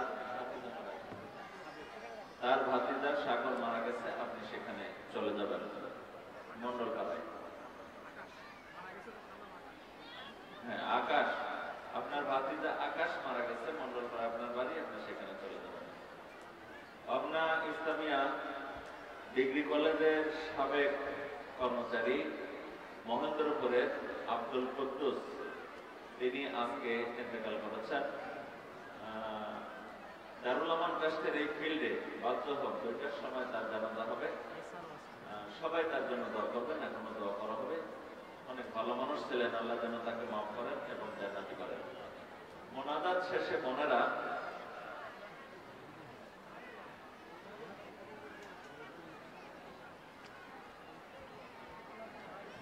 দারুল আমান ট্রাস্টের প্রথম এবং সর্ববৃহৎ জমিদাতা জনাব মরহুম আলহাজ আজিজ উদ্দিন সরদার, ওনার এক মেয়ে গত বৃহস্পতিবারে মারা গিয়েছে। ওনার বড় ছেলে আমাদের বাদশাহ সর্দার ভাই, তিনি এসে বলছেন ওনার জন্য দোয়া চেয়েছেন, দোয়া করা হবে ইনশাল্লাহ। মোনাজাতের শেষে আপনারা বের হবেন ধীরে ধীরে। কলেজের দিকে 2টা পকেট গেট আছে, অর্থাৎ কলেজ বিল্ডিং আমাদের মঞ্চের যে পূর্ব দিক, এই দিক থেকে বের হতে পারবেন। আর মেইন রাস্তা দিয়ে বের হবেন এবং মসজিদে তাকওয়ার পশ্চিম দিয়ে একটা রাস্তা তৈরি করা হয়েছে, সেখান থেকে আপনারা বের হতে পারবেন। ধীরে ধীরে সকলকে সহযোগিতা করে বের হবেন ইনশাআল্লাহ। অনেক বাচ্চারা নাকি হারিয়ে গিয়েছেন, এখানে খবর এসেছে অনেকগুলি চিত্রকে আপনারা খুঁজতে থাকুন। তবে বাচ্চাদেরকে বলবো, তোমরা যারা হারিয়ে গেছো তোমরাও মঞ্চের কাছে আসবে, আর যারা বাচ্চাদেরকে খুঁজছেন তারাও মঞ্চের দিকে আসবেন, যাতে সহজে আপনারা পাইতে পারেন। এই সকল বাচ্চারই একই কথা, যারা হারিয়ে গিয়েছো তারা তোমরা মঞ্চের দিকে আসবে, এবং যে সমস্ত বোন এবং মায়েরা তাদের বাচ্চাদেরকে পাচ্ছেন না তারাও মঞ্চের দিকে আসবেন, যাতে উভয়ের সহজে সাক্ষাৎ হয়ে যায়। এরপরেও কোনো কথা থাকলে আমরা ঘোষণা দেব। এখন মোনাজাত পরিচালনা করছেন আজকের মেহমান জনাব হযরত মাওলানা মুশতাক আহমদ। الحمد لله رب العالمين والعاقبة للمتقين والصلاة والسلام على نبينا محمد وآله وأصحابه أجمعين. ربنا ظلمنا أنفسنا وإن لم تغفر لنا وترحمنا لنكونن من الخاسرين. ربنا هب لنا من أزواجنا وذرياتنا قرة أعين واجعلنا للمتقين إماما. আল্লাহ তাআলা আসমান জমিনের মালিক, আমাদের হায়াত মওতের মালিক আল্লাহ, দারুল আমান ট্রাস্টের ময়দানে আজকের এই দিনে নজর করে দেখো, রহমতের নজরে তোমার অসংখ্য বান্দিরা পরিবার টুকরা সন্তানদের নিয়ে আল্লাহ এই জায়গায় হাজির হয়েছে।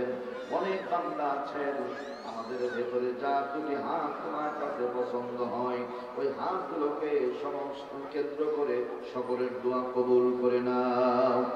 রব্বুল আলামিন কোরআন এবং হাদিস থেকে আমার পূর্বে তোমার দামি দামি বান্দারা কথা বলেছেন, সর্বশেষ আমার জবান দিয়ে বলিয়েছো, আমাদের বলা আর শোনার মধ্যে যদি কোনো ভুল হয়ে যায়, গফফার নামের গুণের বদৌলতে ক্ষমা করে দাও, রহমান নামের বদৌলতে অসংখ্য গুণের সামাকুলি বানিয়ে দিয়ে সোনার মদিনায় হাবিবের রূহ মুবারকে পৌঁছে দাও। সমস্ত বিশ্বের মাটির নিচে নবীগণ, সিদ্দিকিন, শুহাদা ও সালেহিন, আজওয়াজে মুতাতাহহিরিন ওয়া কামিলিন, বুজুর্গানে দিন, উলামায়ে কিরাম, ফুকাহায়ে কিরাম, ফুজালায়ে কিরাম, আল্লাহ দ্বীনের জন্য, ইসলামের জন্য, কোরআনের জন্য যারা শাহাদাত বরণ করেছেন, আল্লাহ প্রত্যেকের রূহে সাওয়াবের হাদিয়াগুলি পৌঁছিয়ে দাও। রব্বুল আলামিন নন্দিত নেতা, আল্লাহ প্রতিষ্ঠাতা সভাপতি মরহুম হযরত মাওলানা আব্দুস সুবহান হুজুরের কবরটাকে জান্নাতের নূর দিয়ে মানববান করে দাও। আল্লাহ তোমার এই সিপাহীকে তুমি দয়া করে জান্নাতের উচ্চ মাকাম দিয়ে দাও। রব্বুল আলামিন এই জায়গাটাকে আলহাজ আসিরউদ্দিন সরদার সাহেব তোমার বান্দাকে জান্নাতের সুউচ্চ মাকাম দান করো। আল্লাহ দয়া করে মায়া করে তোমার বান্দা যেমন এখানে জমি দান করেছেন, যেখানে দ্বীনি কথা হয়, দ্বীনি ইলম আলোচনা হয়, আল্লাহ তোমার বান্দার জন্য জান্নাতে বিশাল জায়গার ব্যবস্থা করে দাও। আল্লাহ তাআলা এই মহিলা মাহফিলের যিনি প্রবক্তা, আমাদের কলিজার টুকরা নয়নের পুতুলি আল্লামা দেওয়ান হুসাইন সাইদি হুজুর, আল্লাহ তোমার ডাকে সাড়া দিয়ে চলে গেলেন, তোমার বান্দার রূহে সাওয়াবের হাদিয়াগুলি পৌঁছিয়ে দাও। আল্লাহ জাতি খেদমত থেকে মাহরুম হয়েছেন, আল্লাহ এই খেদমত অন্য কোনোভাবে তুমি পুষিয়ে দাও। আল্লাহ তাআলা যার সুরে সুর মিলিয়ে কথা বলি, যার বচন ভঙ্গি দেখে আমরা অভিভূত হই, আল্লাহ যিনি তাফসীরের জনক বাংলাদেশে, তোমার এই খাদেমকে তুমি জান্নাতের মধ্যে আল্লাহ উড়ন্ত পাখি বানিয়ে দাও।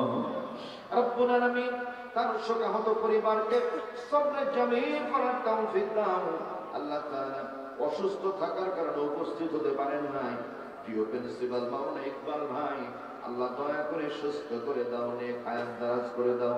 আল্লাহুম্মা শফা'না ফাইন্নাকা খায়রুশ শাফিঈন। আল্লাহ তাআলা এখানে আপনাদের আমিন আমিন করছি।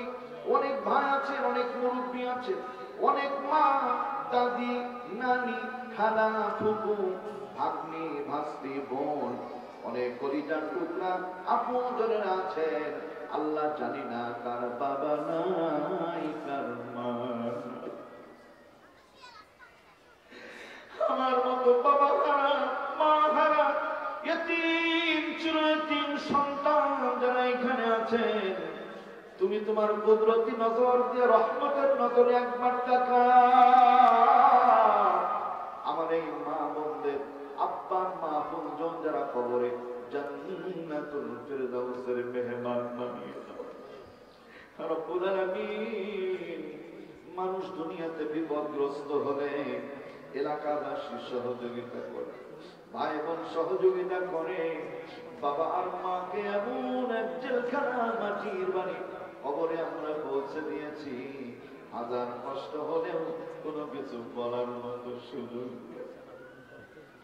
আল্লাহ তাআলা আমাদের আব্বা মা জানে না তোমার হাতে কোন ধরা পড়ে গেছে, আরশ আজিমের মালিক, তোমার কুদরতি কোলে তাদের লালন পালন করো, তোমার জান্নাতে তাদের লালন পালনের ব্যবস্থা গ্রহণ করো। আল্লাহ তাআলা আব্বা মা বোন যাদের বেঁচে আছেন, আল্লাহ দয়া করে আমল সহ নেক হায়াত বাড়িয়ে সন্তানগুলিকে খেদমত করে জান্নাত উপার্জনের তৌফিক দাও। অনেক মা আছেন অসুস্থ, আল্লাহ আমার মা বোনদেরকে সুস্থ করে দাও, গোপন রোগ থাকলে দূর করে দাও, গোপন রোগ থাকলে মাফ করে দাও। অনেক মা দোয়া চেয়েছেন সন্তান নাই, আল্লাহ বিবাহের পরে একজন মেয়ের সব চাইতে বড় আশা মা ডাক শুনবে। আল্লাহ নিঃসন্তান মা গুলিকে সন্তান দিয়ে মা ডাক শোনার জন্য তৌফিক দাও।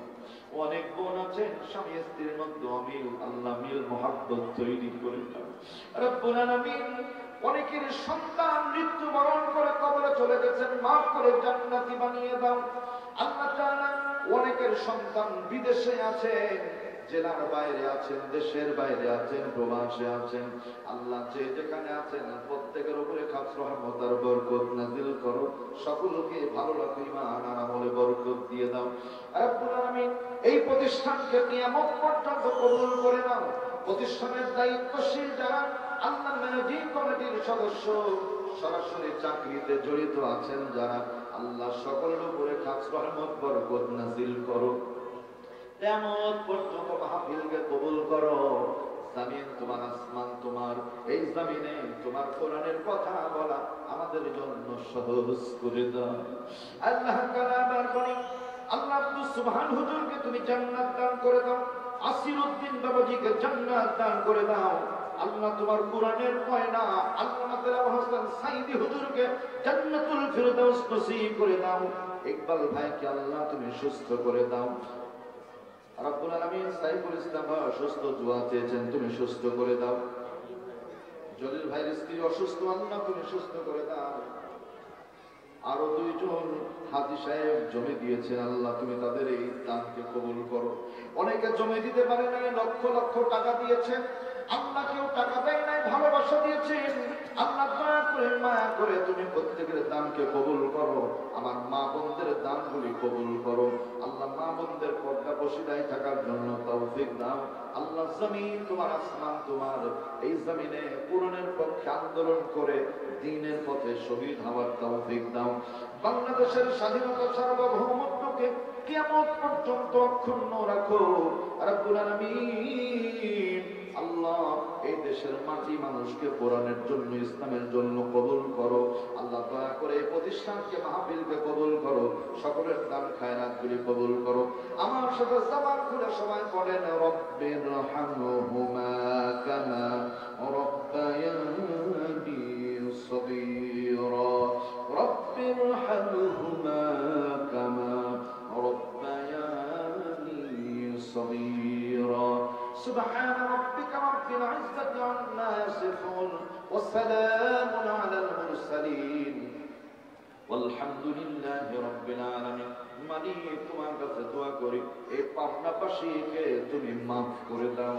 পাবনা জেলার বাইরে অনেক দূর দরাজ থেকে অনেক মা বোন ভাইরা এসেছেন, আল্লাহ তুমি তাদের অন্তরে কোরআনের নূর দিয়ে আলোকিত করে দাও। আবার বলি আমাদের দ্বীনের পথে কায়েম ও দায়েম থাকার তৌফিক দাও।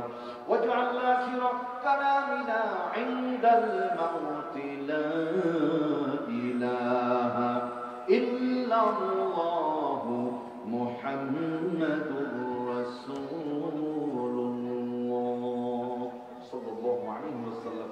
আসসালামু আলাইকুম ওয়া রাহমাতুল্লাহি ওয়া বারাকাতুহু।